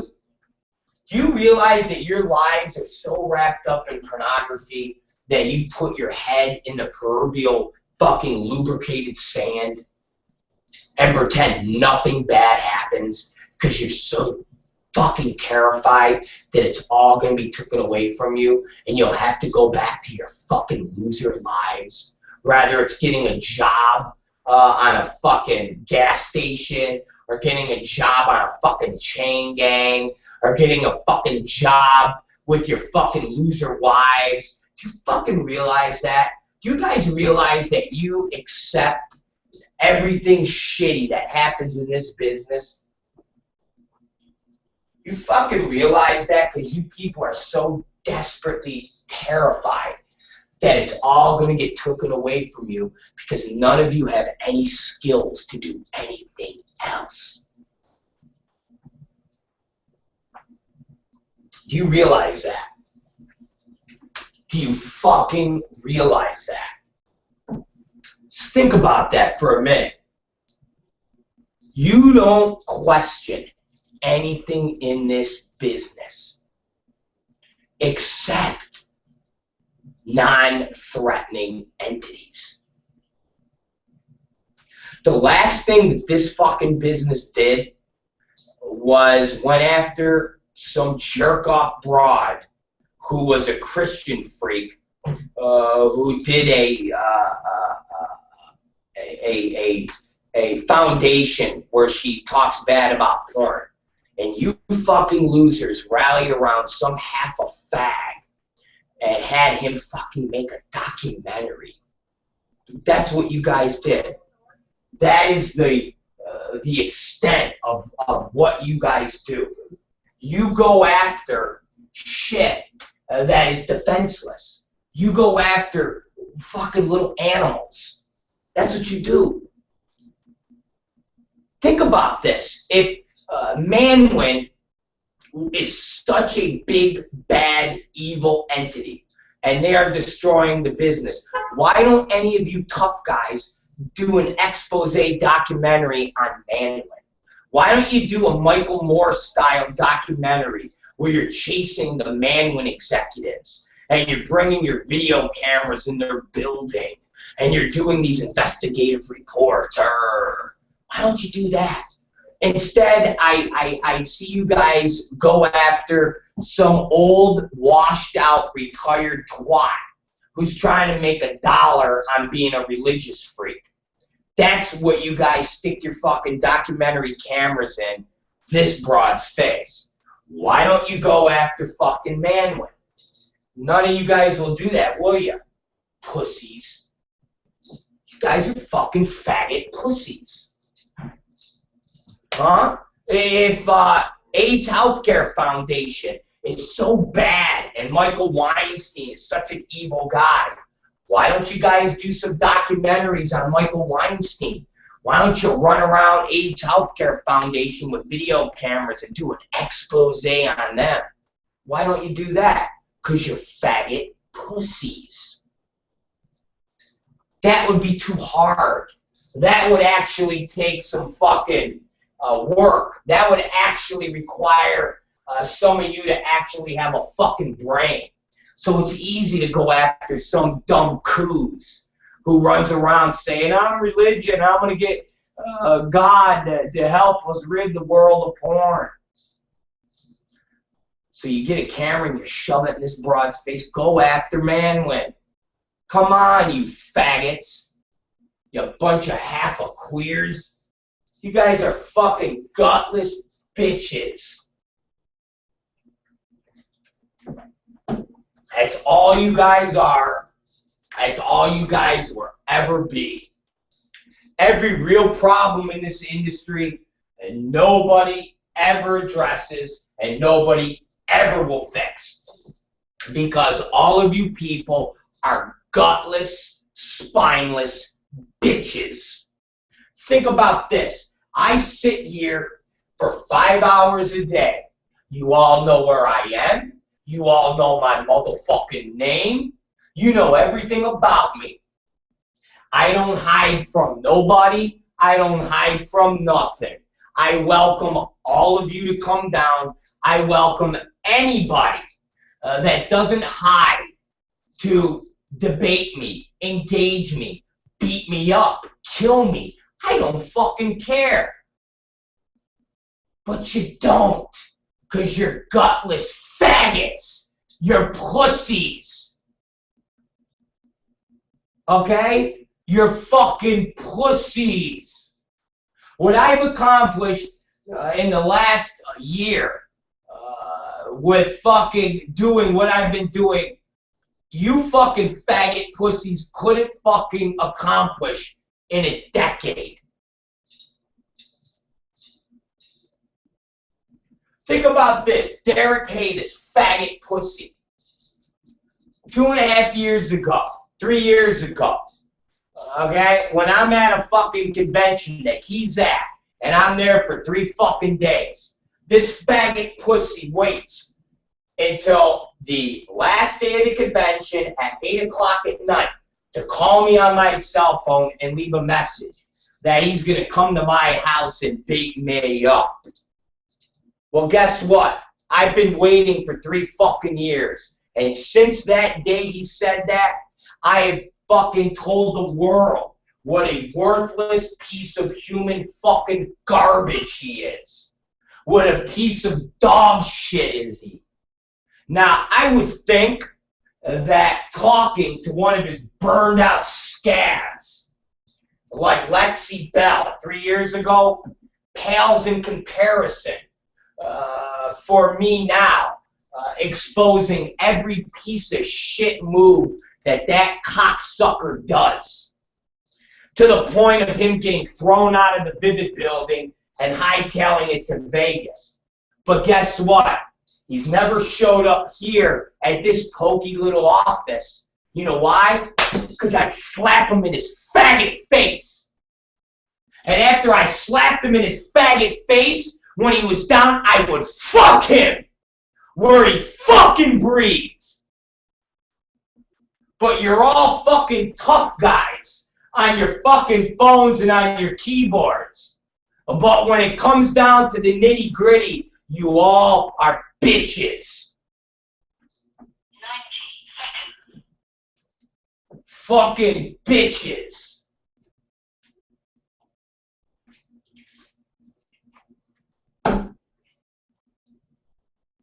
This business lost any tough guys 2 decades ago. When the era of the of the internet came in, that's when all the fucking Johnny-come-lately faggot boys came in. All the punk bitches. And it's because of them that this business is exactly where it is now. This business is in the fucking doldrums because of all the garbage that was fucking let in. That's why. Every piece of riff-raff piece of shit that was let in this business during the fucking 04, 05 fucking fucking influx is exactly why this business is where it is today.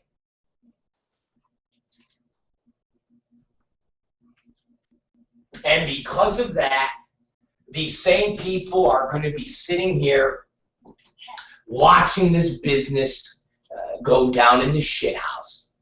Because if any of you can tell me how this business is going to get better, I'm all ears.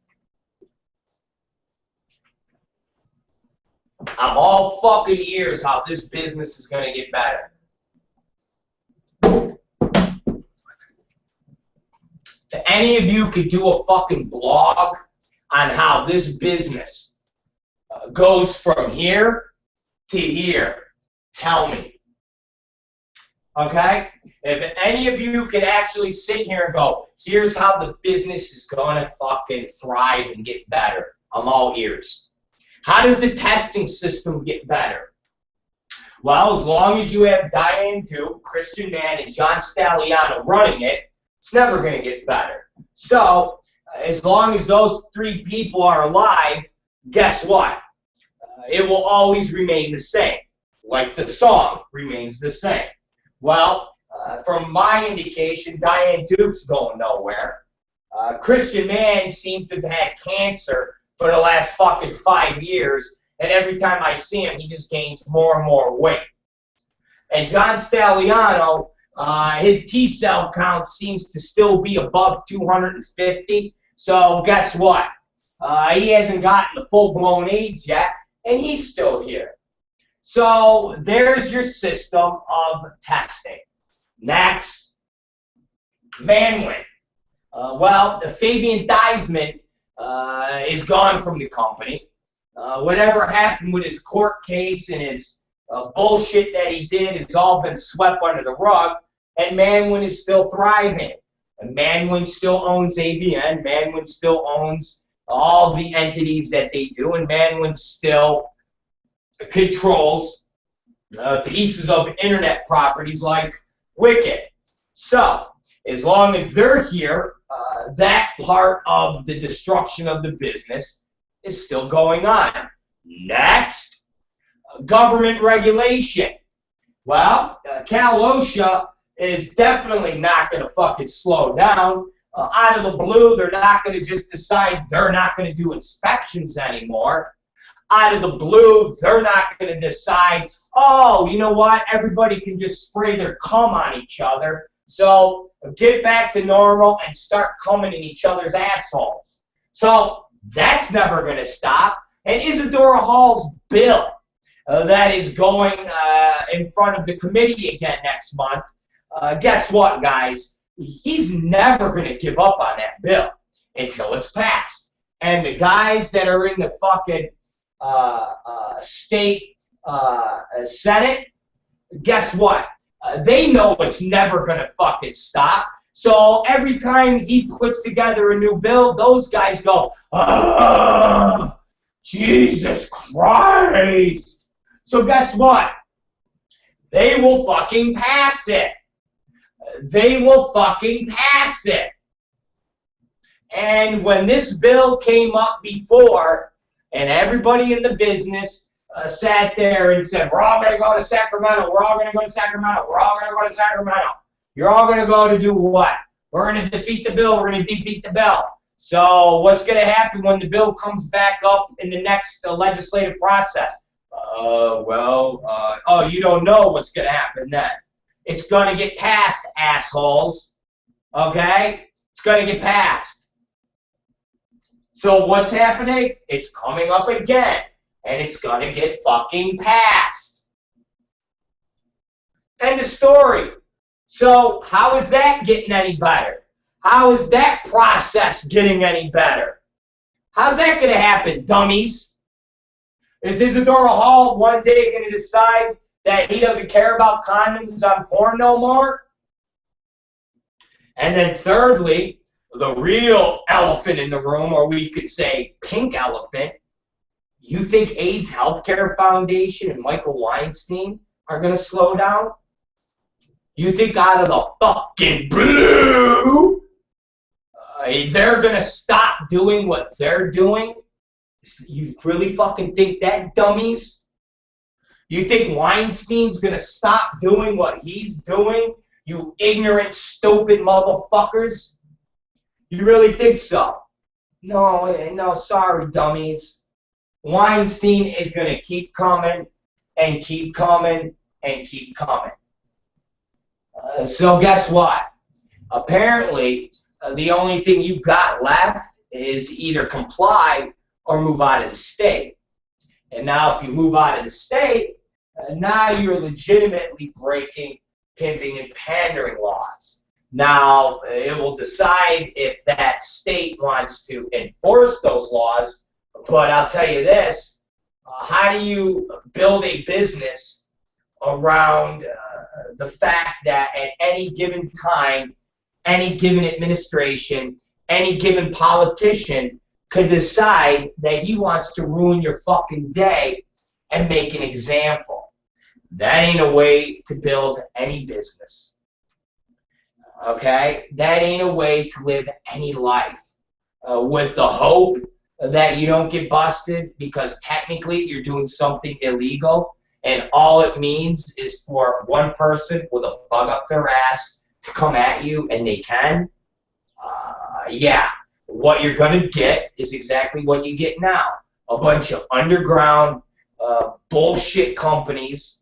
And that's really what they are. When somebody goes and shoots in Vegas or shoots in another state and they come back and sell the footage to a bigger company, ultimately the people that shot it are bullshit, chicken shit operations. You'll never get a company like Vivid to move an entire operation where they are front and center into a state that could legally put them in jail for being fucking pimps and panderers. Sorry, assholes. Sorry, dum-dums. Never happen. Until a state legally recognizes and protects people and they say, come on in and make porn, you will never have the safety and comfort of making pornography without fear of going to jail. And if any state says, come on in, we're going to make it legal for you to shoot, you better believe that they will have rules on the books for safety, from condoms on down. You're not going to get away with a state welcoming you to shoot and doing away with all safety precautions. It's never going to happen, dummies. Never going to happen, dummies. You stupid motherfuckers! You understand? You understand? You follow me, ignorant motherfuckers? You understand? You understand, ignorant boy? Ain't ever gonna happen. So guess what? Some of you gotta make some hard choices, some hard decisions, some things that you might not like. Some of you are gonna have to do things that ultimately go against the grain. But for your survival, you damn well better believe you're gonna have to do it. Or you're going to be deader than motherfucking fried chicken. And you will not last until 2015. Mark my fucking words. Mark my fucking words. You are facing extinction. Survival of the fittest. From government regulation to AIDS Healthcare Foundation, from the enemy within. And if you ain't got a strong army, and if you ain't got the muscle to fend back everything and reform, rejuvenate, reassimilate, and take a stance of reconstructing how this business operates, you are going to be nothing more than a dead-ass motherfucker. Welcome to the new age, boys and girls, children above 18 years of age. So Rob Black Show, we're going to take a break, and I'm going to go take a shit right now. What do you think of that, you guys? I worked out so much last night and ingested so much fucking protein that I'm going to go take a fucking John Stagliano right now. That's what I'm going to do. I'm going to go take a John Stagliano right now. And I'm going to leave you guys with a little story about XPW and a man by the name of Abdullah the Butcher. And he was called the Madman from Sudan! And you listen to Abdullah. And I'm going to take a nice, big, frothy Stagliano. That's what I'm going to do right now. Okay? And when we come back, we're going to talk about where that fucking airplane is, them Malaysian motherfuckers. We're going to talk about porn, and we're going to talk about what is happening in the United States Congress and that crazy bastard Putin, the Putin. And we might also talk about I want alls in hair. I want alls in hair. I want alls in hair. I want alls in hair. I want alls in hair. I want alls in hair. I want alls in hair. Yeah, or maybe not. So Rob Black Show, and guess what? We'll be back, baby.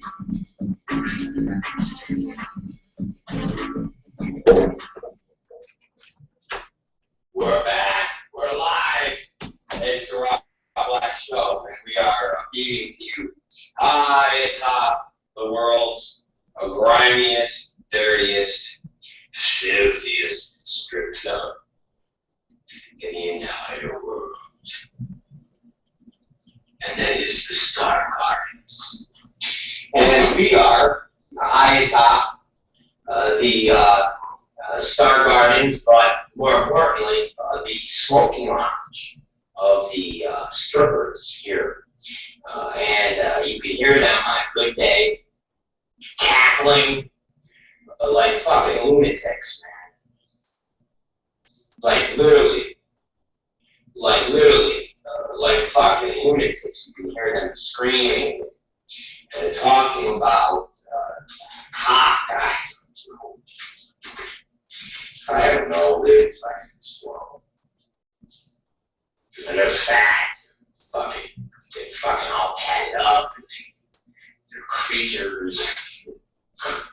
They're just horrible. It's horrible.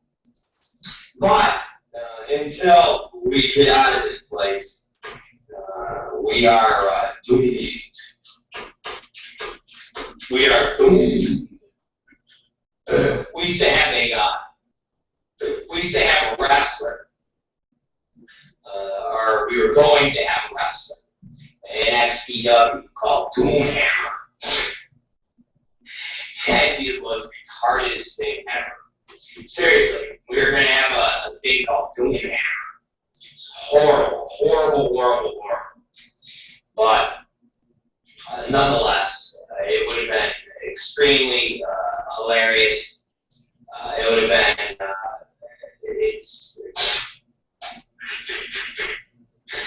oh man, it's one of those things, you know, that would have been incredibly hilarious to have a guy named Doomhammer, but nonetheless, we never did, and it never materialized. But it would have been fucking just classic to have Doomhammer. Doomhammer. Oh man. Anyways, we're gonna do. You know, I was actually gonna talk about this tomorrow, but fuck it, we can actually talk about it now. Why not? I'm going to be putting up. It's actually going to be kind of cool. No bullshit. I'm actually going to be putting up. I don't know how else to describe it. I'm going to be putting up XPW videos. Now, just listen to me. It's going to be pretty badass. Now, it's going to be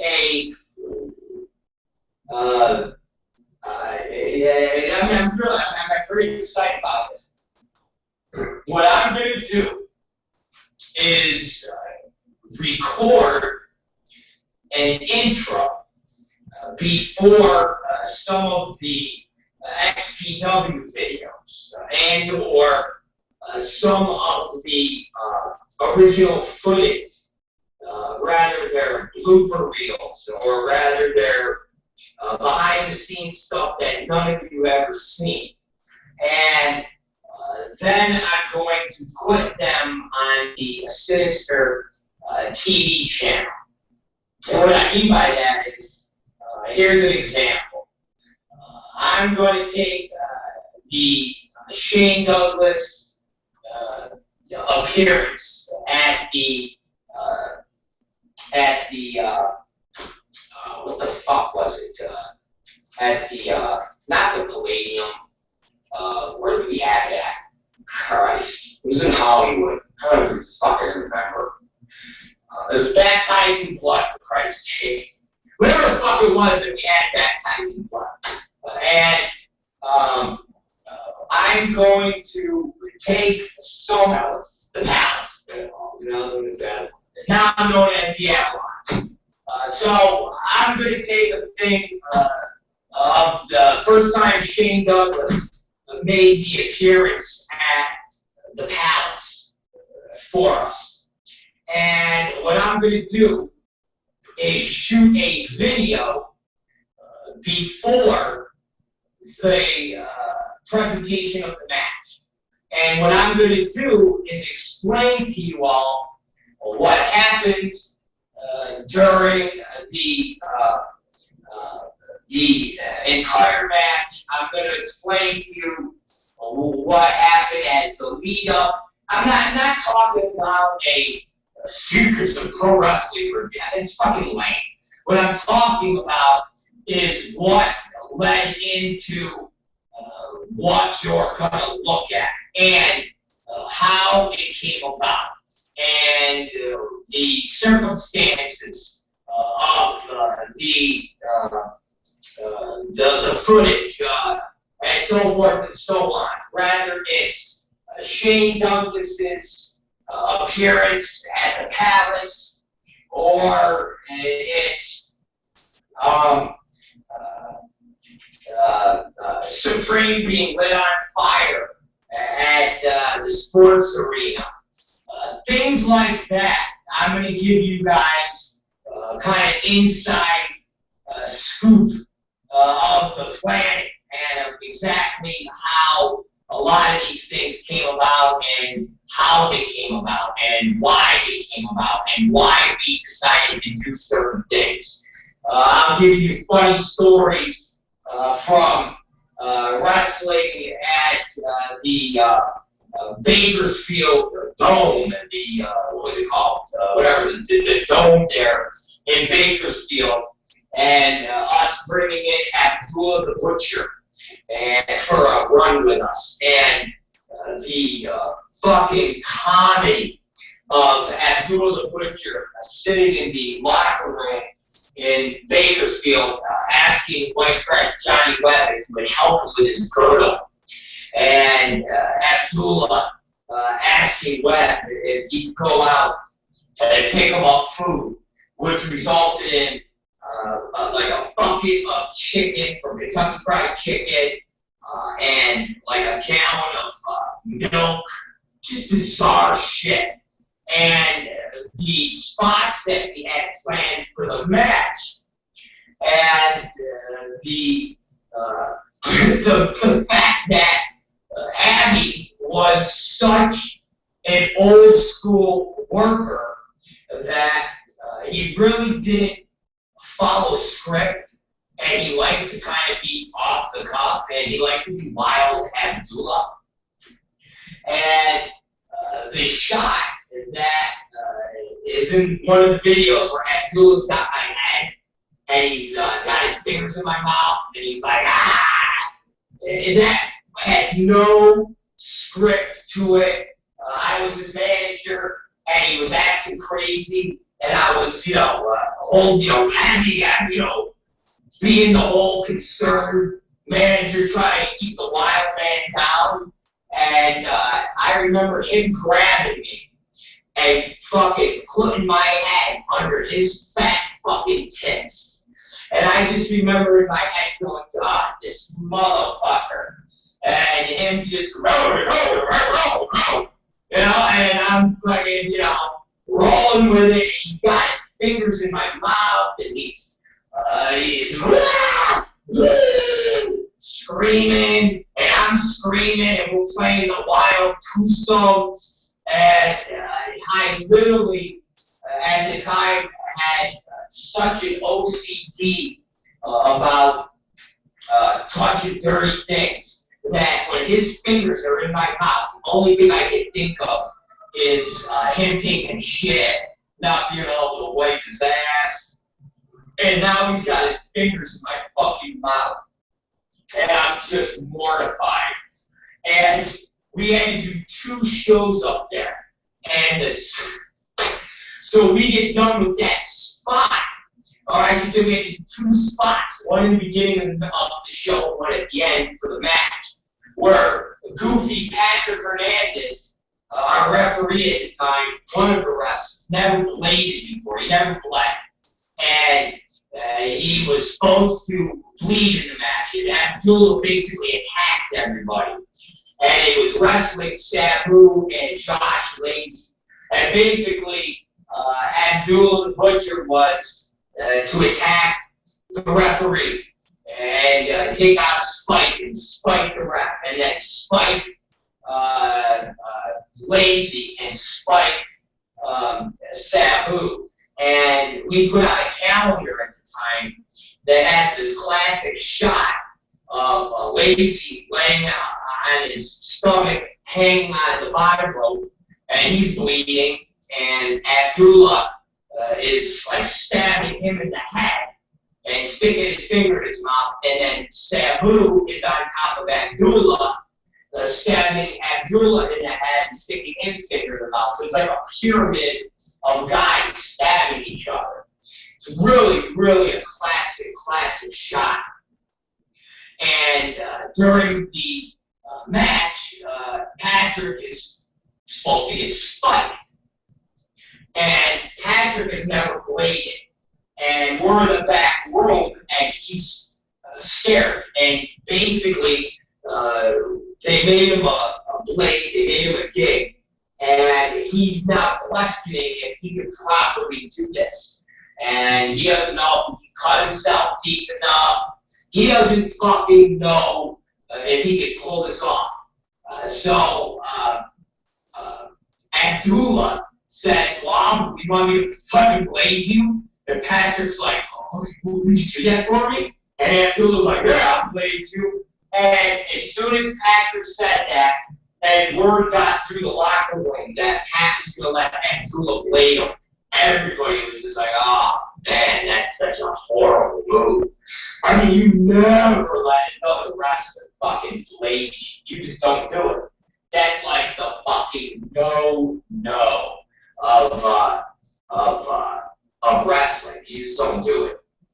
And sure as shit, they do the match, and Abdullah goes to spike Patrick and grabs Patrick in the headlock.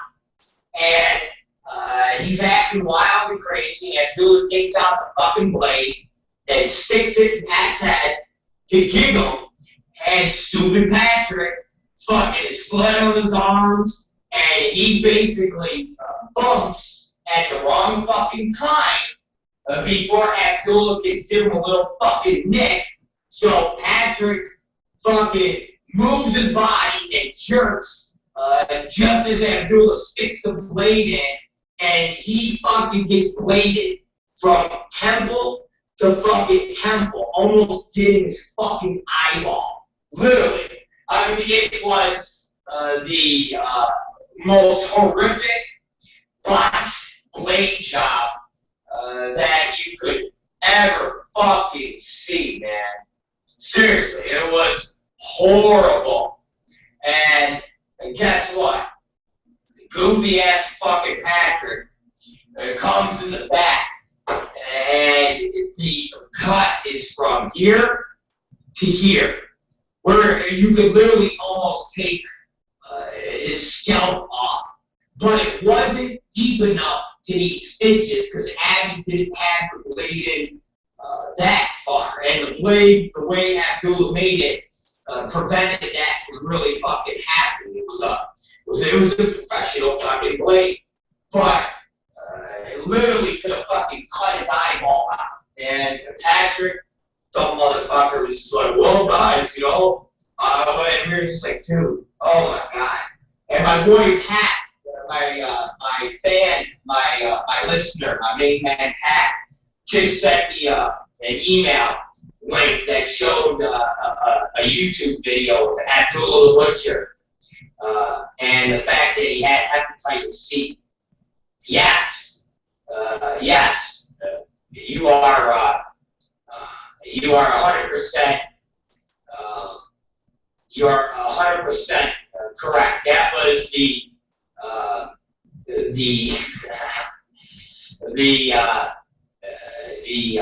rumor that Abdullah the Butcher had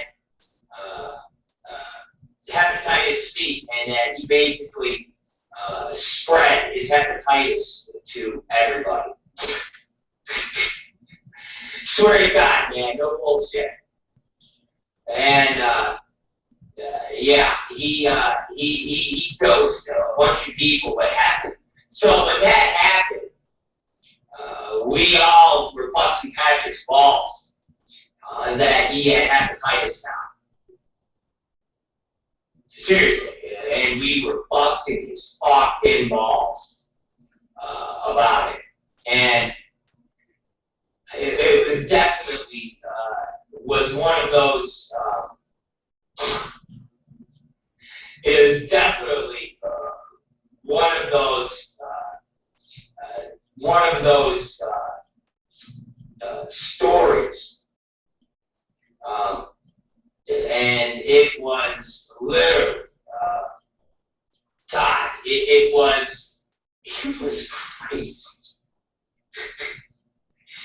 It was seriously, it was crazy.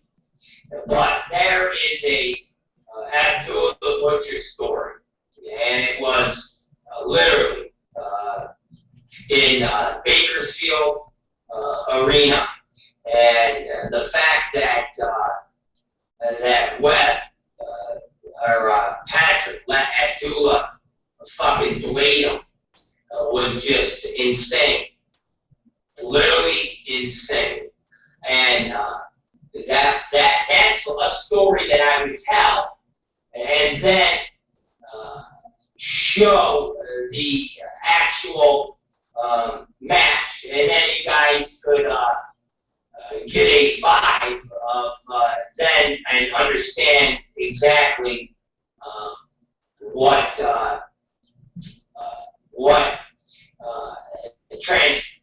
fucking place or transpired and the whole incident, and then you'll look and go, oh wow, I see now where he bladed Patrick, and Patrick moved his head and all that stuff. But yeah, it was definitely,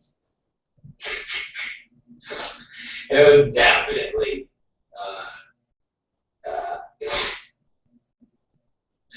it was definitely one of those. It was definitely one of those crazy stories, and classic event. And I mean, those are the types of things. We even have. I'll even go through a classic. I got a bunch of classic Sabu stories, like really good classic Sabu stories of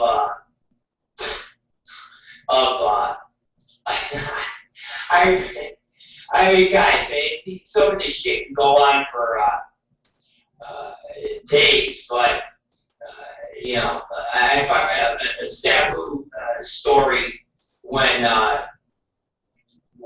Sabu and me and we were going over a finish of a fucking match, and I was going through, you know, this happens and that happens, and then you do this and then you do that, and all the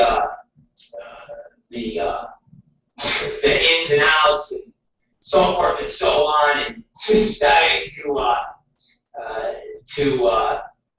Sabu at the end, and then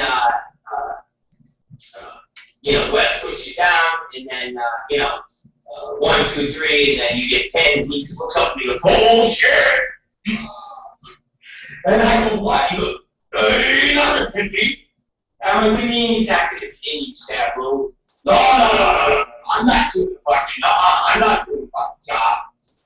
And I'm like, Sabu, but you're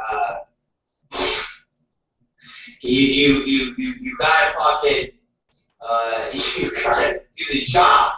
I'm not doing the job like that. I said, this motherfucker. So basically, if you see the match that we was the tag team match that was between White Trash John. It was basically the mixed tag match where it was me against Sabu and White Trash, or me and Sabu and Lazy.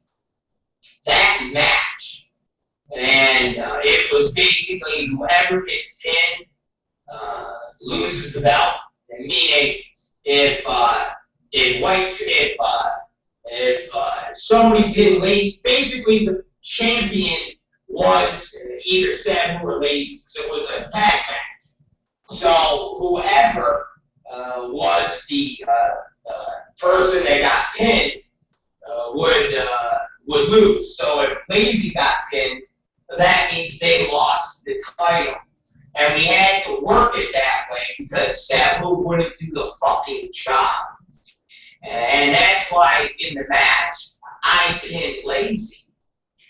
And it's over. And I get the belt. They give me the title. And then I throw the title to Webb. And then Webb becomes the champion.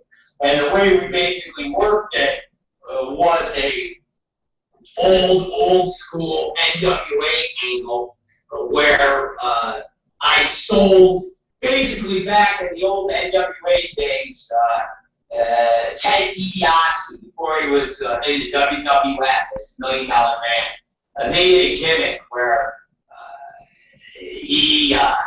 they sold one of the championships in the NWA, and that's how they became champion. Was somebody sold the belt.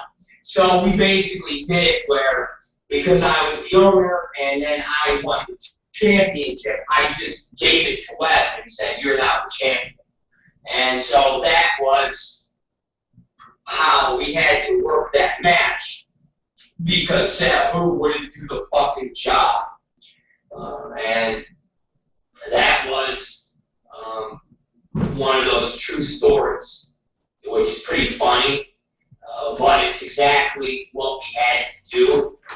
And at the end of the day, we're back, ladies and gentlemen. Mountains of stories like that. Literally. Woo! Mountains. And we are live. That's it. You're done with that fucking story. Man. You guys, no bullshit. It's about 1,000 fucking degrees out there. It's about 1,000 fucking degrees. Whew. Man. What a shit I took. I took a shit and then I got a drink. I was gone for 18 minutes. And while I was gone, you guys got to listen to a bit that you haven't seen. And if you guys are people that only listen to me and don't watch me, then as far as you are concerned, I was still in the room. So,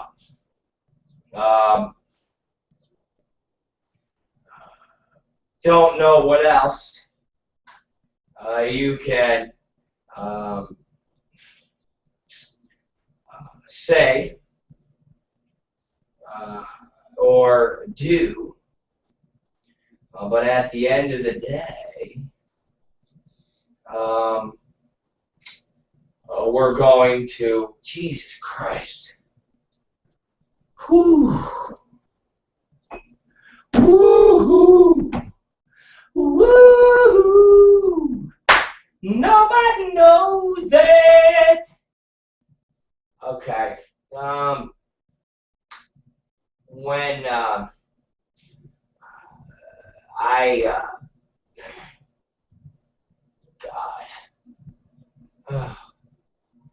I'm feeling a little fucking winded from walking across the street. I am. I'm a little winded about walking across the street because I was running. So I was running my ass off. And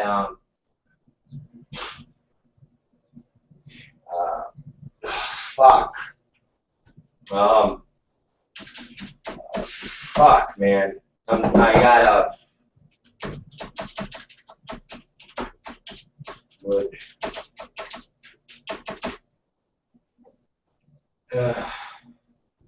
Seriously, I shit, I ran, and got back to the office as fast as I can because I love you guys, and I wanted you guys to fully love me and hold me, and of course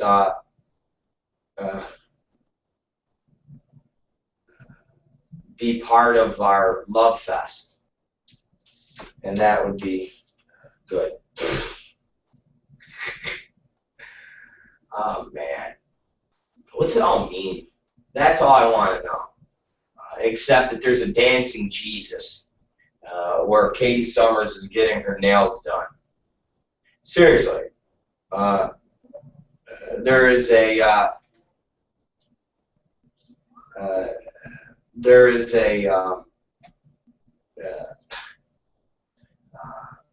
dancing Jesus that is dancing around in the fucking streets. And Katie Summers is informing me about dancing Jesus right now. And I'm going to, and she also gave me a tidbit of advice or news. So I want to see if there's truth to this. Seriously, I was told that that they might have found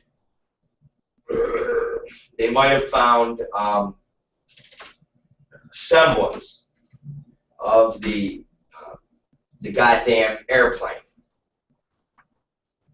Chinese satellite images may show plane debris. Yeah, baby! We might fucking have found the goddamn airplane, for Christ's sakes. Man, oh man, oh man. Man, we finally might have found the fucking airplane. Last night on the Rob Black Show, we were talking about the airplane and the fact that it possibly got gobbled up. And when I say gobbled up, it might have gotten gobbled up by the smoke monster. And you're asking me what the fuck the smoke monster is. Well, I'm telling you, this fucking smoke monster is from the movie and hit TV show, or vice versa, and that is Lost. Yes, Lost. Richard, you're in. And there's a smoke monster. There's Hurley. There's a lot of people that could have been involved. There's Kate. There's Sawyer. There's all sorts of people that could have been involved in the smoke monster and the disappearance of the Malaysian airliner. Now, I'm looking at the CNN report of the article about the fucking plane. So let's look at it together, because I haven't got a chance to look at it. Chinese satellite looking into the mysterious disappearance of Malaysian Airlines Flight 370 observed the suspected crash area at sea. Chinese government agencies said a potentially pivotal lead into what has been a frustrating search for the Boeing 777. Chinese State Administration for Science, Technology, and Industry for National Defense announced the discovery, including images of what is said were 3 suspected floating objects, that their sizes, the objects aren't small, at 13 by 18 meters, that's 43 by 59 feet, 14 by 19 meters, and 24 by 22 meters. The images were captured on March 9th, which was the day after the plane went missing, but were not released until Wednesday. The Chinese agency gave coordinates of 105.63 east longitude, 6.7 north latitude, which would put it in waters northeast of where it took off in Kuala Lumpur, Malaysia, and south of Vietnam. This isn't the first time authorities have announced they were looking at objects or oil slicks that might be tied to the aircraft. Still, it is the latest that comes on the same day that officials, rather than narrowing the search area, more than doubled it from the day earlier, nearly 26,000 square nautical miles.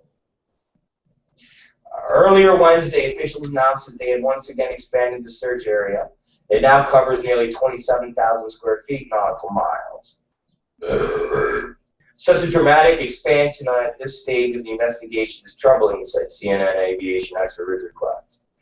At this stage of the investigation and the search and rescue, I would have expected to see by now a much more definite understanding of what the route was, where the plane was headed, and narrowing of the search consequented upon that. Indeed, the lack of clear direction prompted Vietnam to say that it's pulling back on its search efforts until Malaysian authorities come up with better information on where to look for the plane. Malaysian Airlines Flight 370 vanished early Saturday with 239 people on board during a flight between Kuala Lumpur and Beijing. Vietnam Vice Minister of Transportation said the information Malaysian officials provided was insufficient. Up until now, we only had one meeting with Malaysian military. Let's see. For now, Vietnamese teams will stop searching the sea south of Cam Mu province until they get a little bit better information. We've been very consistent in the search, he said. It's just been very hard with the amount of water and sea to cover. But even figuring out where authorities believe the plane had gone down has been difficult and shifty proposition. In the immediate aftermath of the plane's disappearance, search and rescue efforts are focused on the Gulf of Thailand along the experienced flight path between Malaysia and Vietnam. I'll tell you something. As I keep reading, the plane's identifying transponder had stopped sending signals to, said the official, who declined to be identified because he was not authorized to speak to media. A Malaysian civilian administration appeared to dispute the report, however. The New York Times quoted a spokesman for the Malaysian Prime Minister office saying Tuesday that military officials had told him there was no evidence the plane had flown back over the Malay Peninsula to the Straits of Malacca. The Prime Minister office didn't immediately return calls from CNN. And then in another shift, Malaysian authorities said at a news conference Wednesday that radar records revealed in the wake of the plane's disappearance reveal an unidentified aircraft traveling across the Malay Peninsula and some 200 miles into the Straits of Malacca.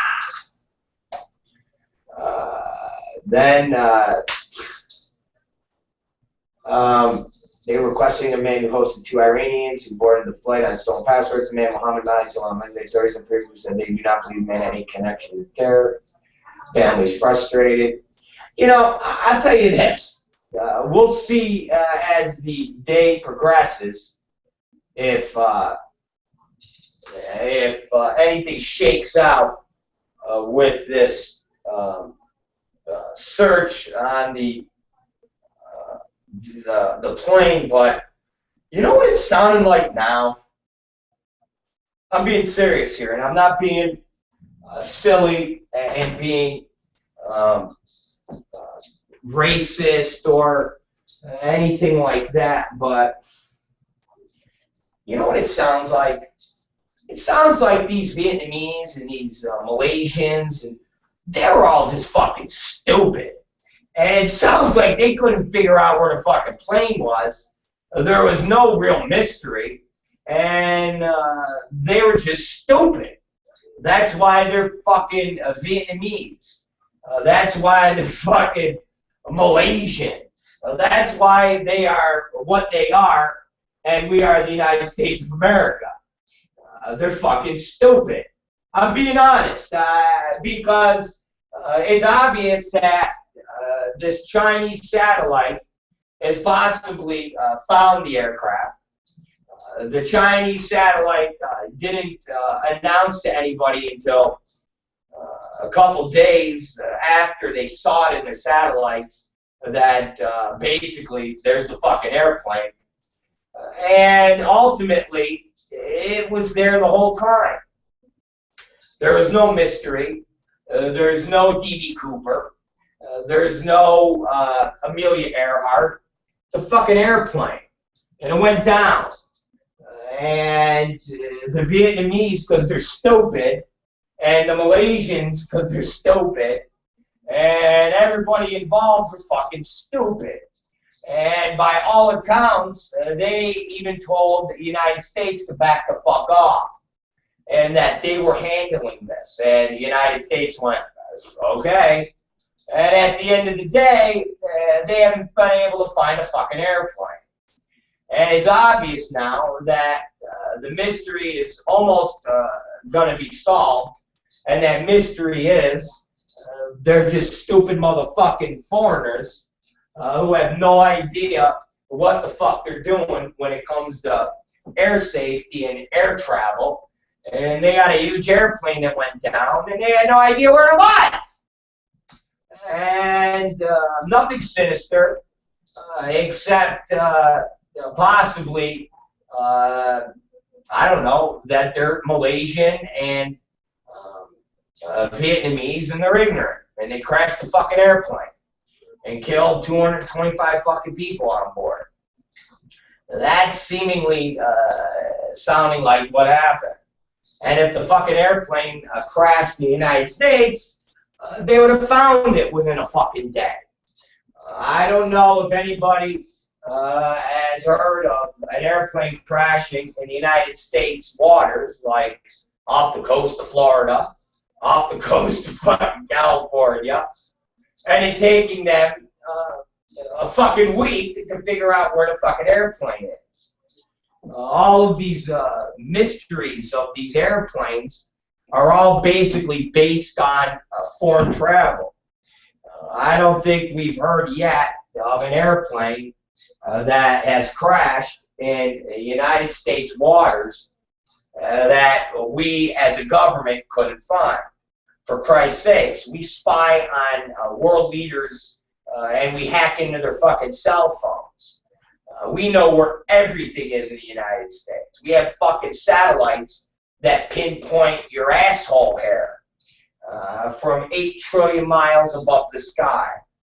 And at the end of the day, we find our shit. We know where our shit is. Okay? And the chinks, they lose a fucking airplane. And we're not talking about a fucking Cessna. We're talking about a big old motherfucking airplane. Even Boeing came down and said, listen, man, he wants to help you fight. And they're like, no, you go. You go now. You go now. I'll play. And Boeing's like, listen, it's our fucking plane. You cocksuckers still owe us money for this fucking planes, okay? You got shit on credit, motherfucker. And we need to figure out where the fucking plane is, and we need to figure out why it fucking crashed. Because if something's broke on our motherfucking plane, we need to be able to fix that motherfucker. No, you go now! We find plane! Boeing's like, alright, you fucking yellow prick. Go find your plane. And guess what? They didn't find the plane! The chinks, the Chinese had to find the fucking plane. The Chinese are like, we find planes, but we don't tell you for a couple days. It's like the Chinese were holding back. They're like, let's see if the Vietnamese find a plane. Those little bastards. They'll never find a plane. Look, they're driving over it. Look at this stupid motherfuckers. They're laughing because the Vietnamese were driving with their boats over where the plane was, and the chinks were like, look, they're oh Jesus, they're right. Look down, asshole, the plane's there. No, he didn't look down. He didn't tell him to open his fucking eyes more. Oh, they are open. They're like us. No, their eyes are closed more. Open them!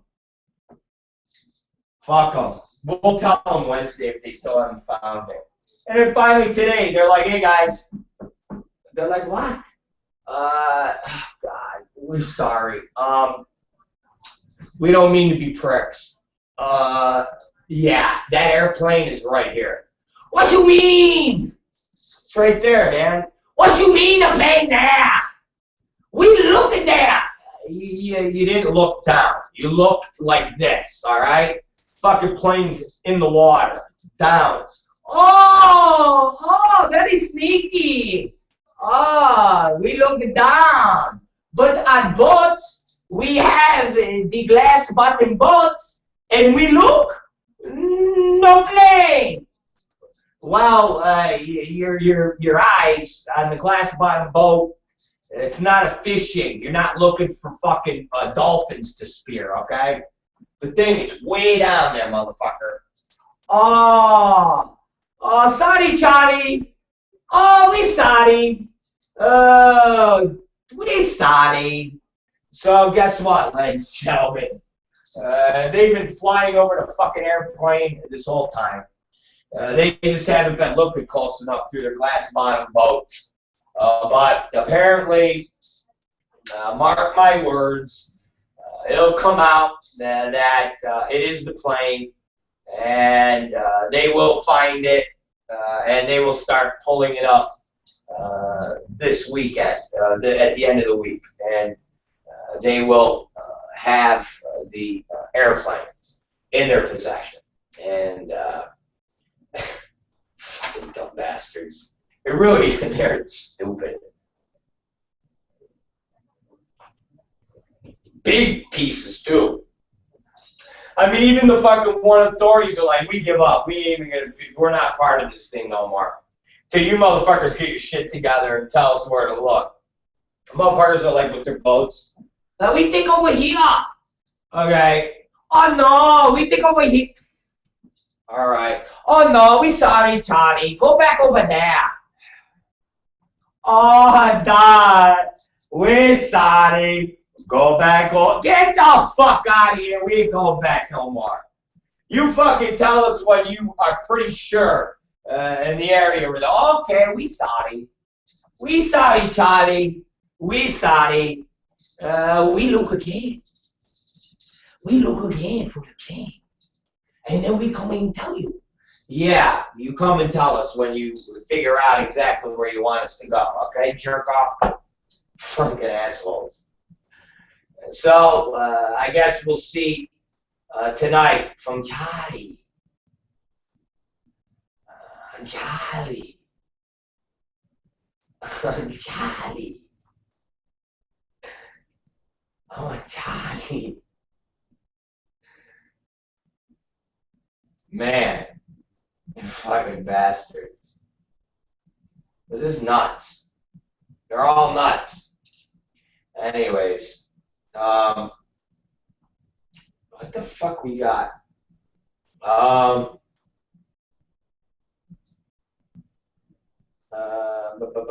What else do we got going in the, what else do we got in the news today? That one was one of those stories that were concerning of me, and I really wanted to talk about it and you know, see what's up. There's a explosion in Harlem that went off. It's pretty bad. 2 people are dead and at least 24 others are injured after a huge gas explosion collapsed 2 East Harlem buildings Wednesday morning, where residents complained of smelling gas for weeks. Jesus. At least a dozen people are still missing and death toll could rise. Police sources said the deceased victims, 2 women, were not identified as of Wednesday afternoon. This is a tragedy of the worst kind, Mayor de Blasio said at a press conference Wednesday. There was a major explosion that destroyed 2 buildings. The explosion was based on a gas leak. Con Edison was called at 9:13 a.m. about a possible gas leak at the building and dispatched the team to check it out.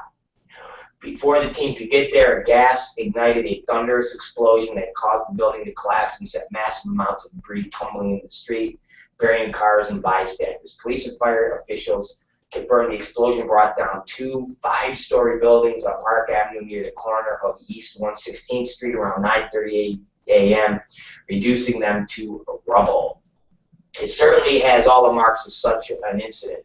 We are waiting to inspect the lines to determine the cause, a spokesman from Con Edison. The mayor said there were no warnings in advance of the blast, and several people are still unaccounted for. The only indication of danger came about 15 minutes earlier when a gas leak was reported to Con Edison, DP Lacio said. There'll be a search through rubble of the building after the fire's been put out, de Blasio said. Con Edison is in the process of shutting off gas mains leading to the building. But despite the mayor's claim about there being no prior warning, people who live nearby said the area about the destroyed buildings reeked of gas for years. Madon. It smelled like gas. It always smells of gas around here, said Julie Mark, a local resident. There were people everywhere crying. Kima Thomas, 23, lives next to one of the collapsed buildings, said she too regularly smells gas. For the past 2 years, we've been smelling gas in the building, Thomas said, and police from the 25th precinct would come and evacuate it sometimes. But then they'd let us back in 10 to 15 minutes later, she added. And they'd say it's fine, but we're definitely been smelling gas for a while now. At least 39 FDNY units, including 250 firefighters, battled flames and searched wreckage for victims. It's a shame that the cries of these people were ignored, said Marcia Daniels. 61 people turned their heads, and it cost people their lives. Daniels said the gas problem should have been evident because people in the area complained about it regularly. Look how many people are out there affected by this. Something needs to be done. Witness said the blast shook them to the core as they were going about their business Wednesday morning. I was on my way to a deli. One lady says people inside the cars and churches and chunks. Both buildings received numerous violations of complaints over the years, according to DOB's website. 2008, the AG issued a violation in 1646 Park because the building's rear wall had several cracks which could have endangered the structure's stability. William Graves, 24, was asleep in the apartment at 123 after work shift and Friday out here when the blast woke him up. I heard boom. I heard explosion. When I looked, I saw everybody running. Yeah, no shit. Jesus Christ. This is horrible. It's fucking horrible, man. Man, it's horrible. And I'll tell you something, again, I don't want to make a,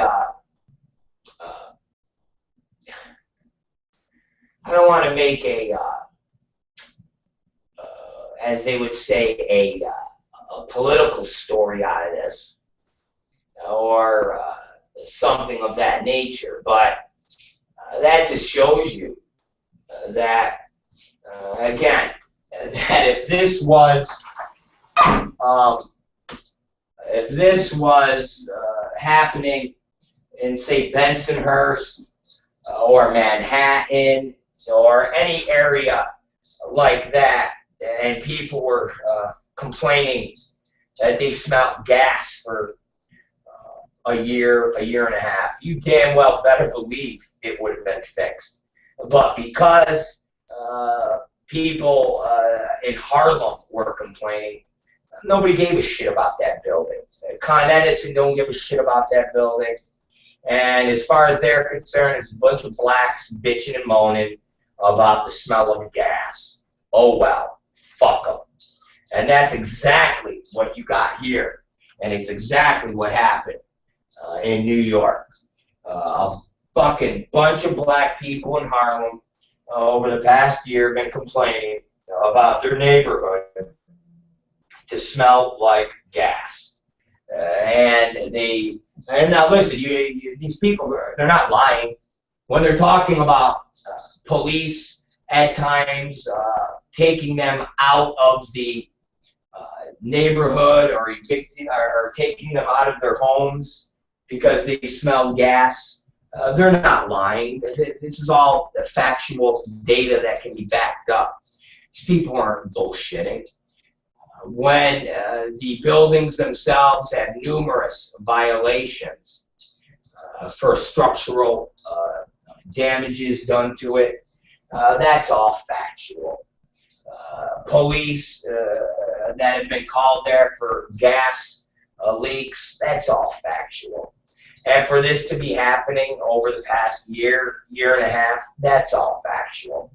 And for the buildings to explode, and it happening in Harlem, and people not giving a shit because it's a bunch of black people. Now, I can't say that's factual, but if all of these other things are factual, and nobody has done a fucking thing for over a year, we could pretty safe to say that we're close to being factual of people not giving a shit because it's fucking Harlem. And it's sad. It really is sad. And it makes you fucking think and react if you're ever in your houses and you smell fucking gas. And we all know what gas smells like. We all know what that fucking that indistinct that smell, man. We know what that fucking smell is. We know what fucking gas leak smells like. It's fucking brutal, and we all fucking know it. And ladies and gentlemen, if you're ever in a situation where you smell gas, get the fuck out, call the gas company, and fucking stay away, because take a look at what happened in Harlem. Take a look at these poor people, and basically what you have is something that should have been prevented. Should have been fucking prevented. And when these people that have been screaming for help for over a year, it is unacceptable. Okay? It is completely unacceptable. And hopefully they get to the bottom of the situation. And they can go after some people and basically find out who's to blame for this. Because let's face it, people are to blame when you've had countless citizens of the Harlem area complaining about the smell of gas for a long time, and nobody has done a goddamn thing. So let's hope that this will, get sorted out. But it's sad. I feel bad for these people, especially, like I said, when people are actually talking about this for a year and nobody's done anything. That's just, it's horrible, man. It really is. So, anyways, that's the big news in New York. That's the big news coming out of Harlem, and hopefully they can find the people that are missing, and not too many more people will be found dead. But our condolences go out to all of the missing, the deceased, and their loved ones. So let's move on with some other news, as we say. Some other news in the mainstream world. We don't got a lot of time left, but what we do have left, we'll see exactly what is on the docket. Jesus Christ. You have a new, NFL player, Darren Sharper, charged with sexual assault in Arizona. Yes, Darren Sharper, and this in Arizona. He's been indicted on 2 counts of sexual assault and 3 counts of administering dangerous drugs relating to the incident.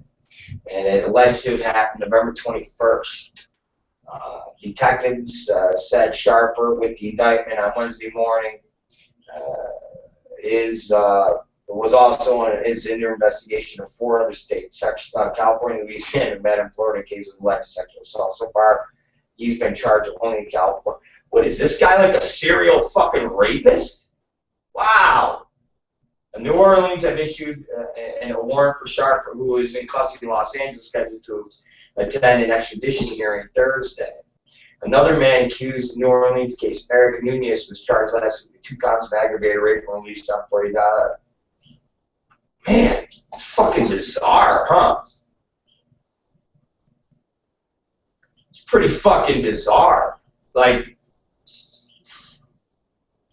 February, Sharper pleaded not guilty in Los Angeles court to charges of rape by use of drugs, furnishing a controlled substance, possession of controlled substances, all felonies. Those alleged rapes occurred October of 2013. The last month, authorities said. His attorney said he maintains any sex was consensual. In addition, a Florida woman last month filed a sexual battery complaint in Miami Beach against Sharper related to a 2012 incident, police report said. According to that report, the woman was with 2 friends at a Miami Beach club on September, October 12th when she met Sharper. The woman, her friends, and another person went to Sharper's condo where the woman claims the battery took place. The Miami Beach police also investigating that case.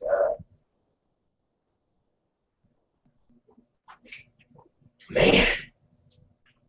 Wow. That's just fucking guy's like a fucking serial rapist.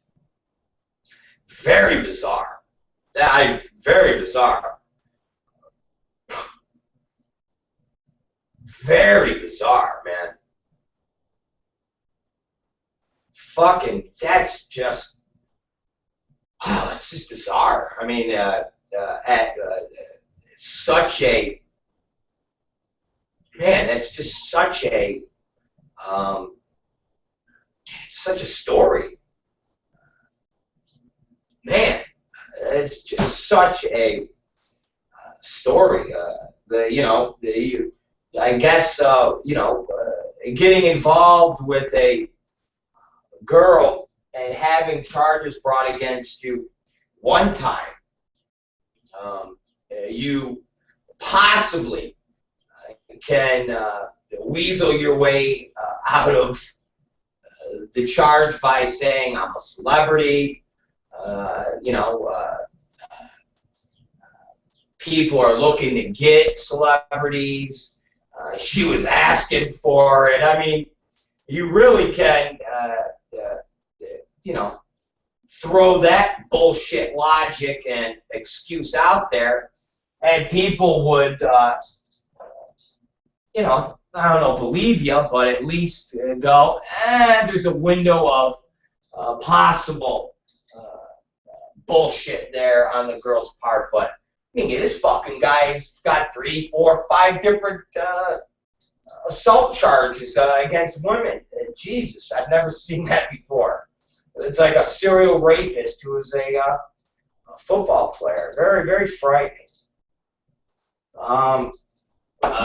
Here's something which is pretty bizarre, and it almost goes to the story that I was talking about last night with Adam Lanza, the piece of shit, cock-sucking, murdering garbage of a human being that should have been done away with, like Bin Laden's body was, and just thrown in the fucking water, fucking ocean, as fucking fish food, this piece of shit. And the fact that his garbage father is running around talking to people and putting himself out there as human garbage. You now have another piece of shit. And it's just amazing that these people come out to speak. And this is, remember Jerry Sandusky, the pedophile, the guy who likes to fuck young boys. His wife, Dottie Sandusky, the same woman that in all reports say she knew about her husband fucking boys. And she actually witnessed firsthand of her husband fucking boys in the basement. And this little piece of shit, cunt job, gave an interview and on the CNN, and it states, Jerry Sandusky's wife still stands by him, insisting the former Penn State assistant football coach is innocent of sexually abusing young boys. Dottie Sandusky, in an interview with CNN's Jason Carroll, blames the news media for the conviction that sent her husband, now 70, to prison on a 30 to 60-year sentence. I think Jerry was found guilty before trial, she said. Sandusky was convicted in 2012 on 45 counts, and he's always maintained his innocence. Why does his wife still believe him after hearing trial testimony from a parade of men who said Sandusky abused them when they were boys? Because he is innocent, she said.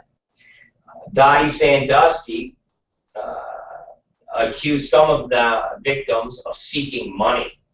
The university announced last year that it reached a deal to pay nearly $60 million in civil settlements to 26 different men who said they were abused. Makes me angry that people are not telling the truth, she said. That's what makes me angry, and an innocent man is in prison.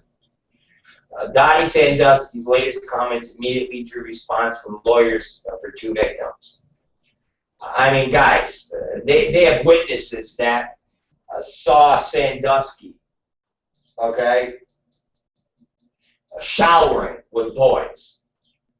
Even his own assistant coaches saw him showering with boys. His own assistant coach said he watched Sandusky slamming a young boy into his buttocks in a shower. Is that guy lying? Is that coach lying? I mean, seriously. Mr. Sandusky is our best recent example of our deep denial of reality of child sex abuse, attorney Marcy Hamilton said. He was convicted by a jury of his peers based on the testimony of numerous victims. Never underestimate the ability of a pedophile to charm and deceive the adults around him or her. Dottie Sandusky, like her husband, remains remarkably unremorseful towards Jerry Sandusky's victims.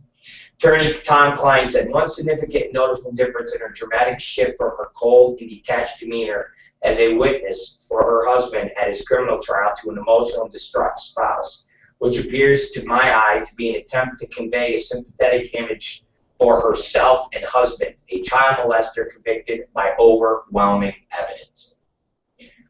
The couple's adopted son, Matt Sandusky, originally denied to a grand jury of being abused. But during trial jury deliberations, he told his attorney that he too was a victim.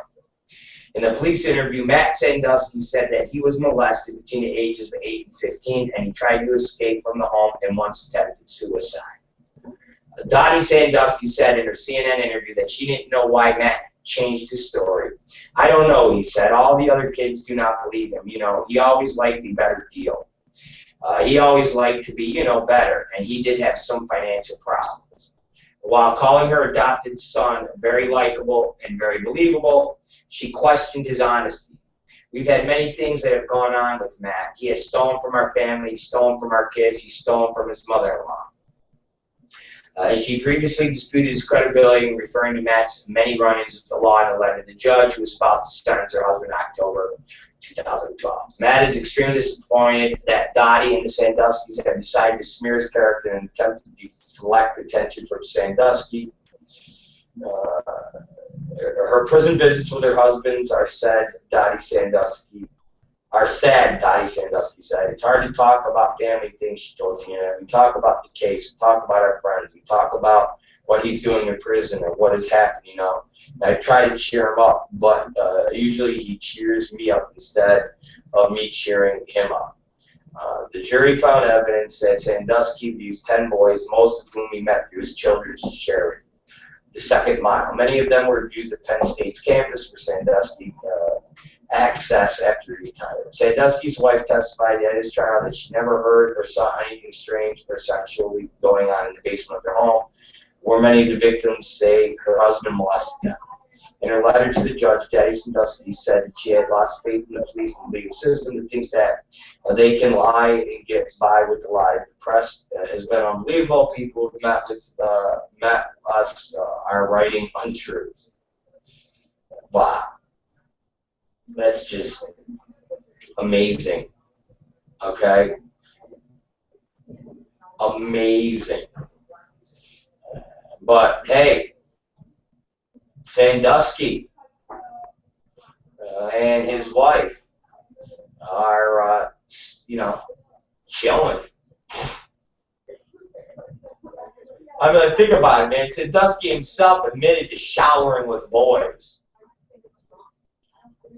I mean, he fucking talked about showering with boys.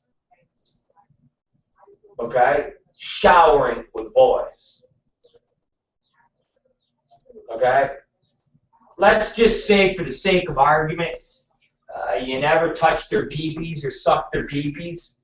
Just showering naked with young boys. It warrants, I don't know, 10, 15 years. If you're going 30 years for fucking little boys, can we go half to showering with little boys?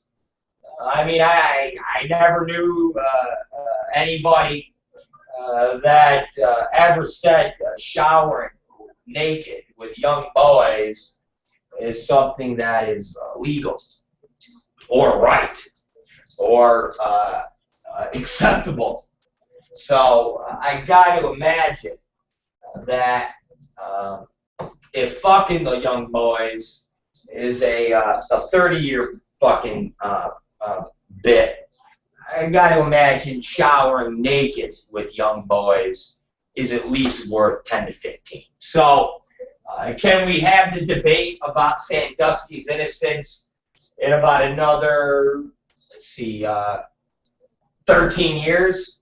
When he's like 84 years old, can we then talk and decide if everybody lied about him so they can get $60 million?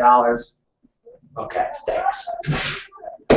It's the Rob Black Show. It's 3:19, guys, and we're going to sign off here. I went to 3:19 because we took a 17-minute break so I could shit and get something to drink. So with the added 20 minutes at 3:20, we are exactly been on the air for 3 fucking hours for all of you. So we're going to sign off here. It's the Rob Black Show. And as always, we've always preached intolerance. That is the motto of the Rob Black Show. The intolerance. Okay?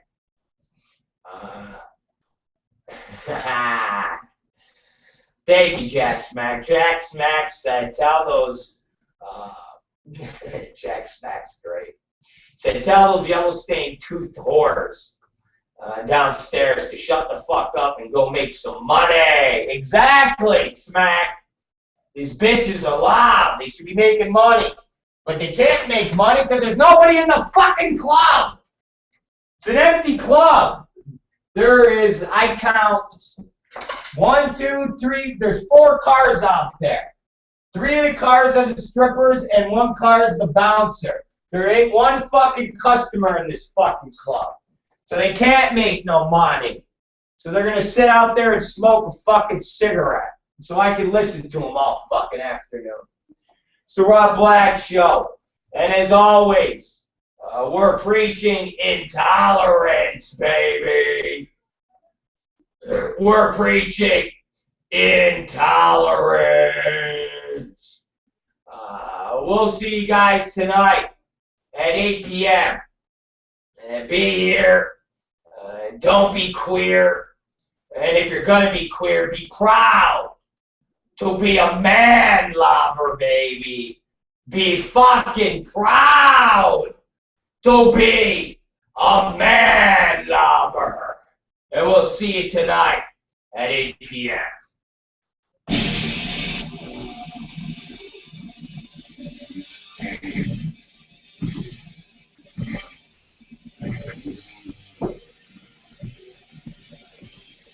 8 o'clock, motherfuckers. 8 o'clock.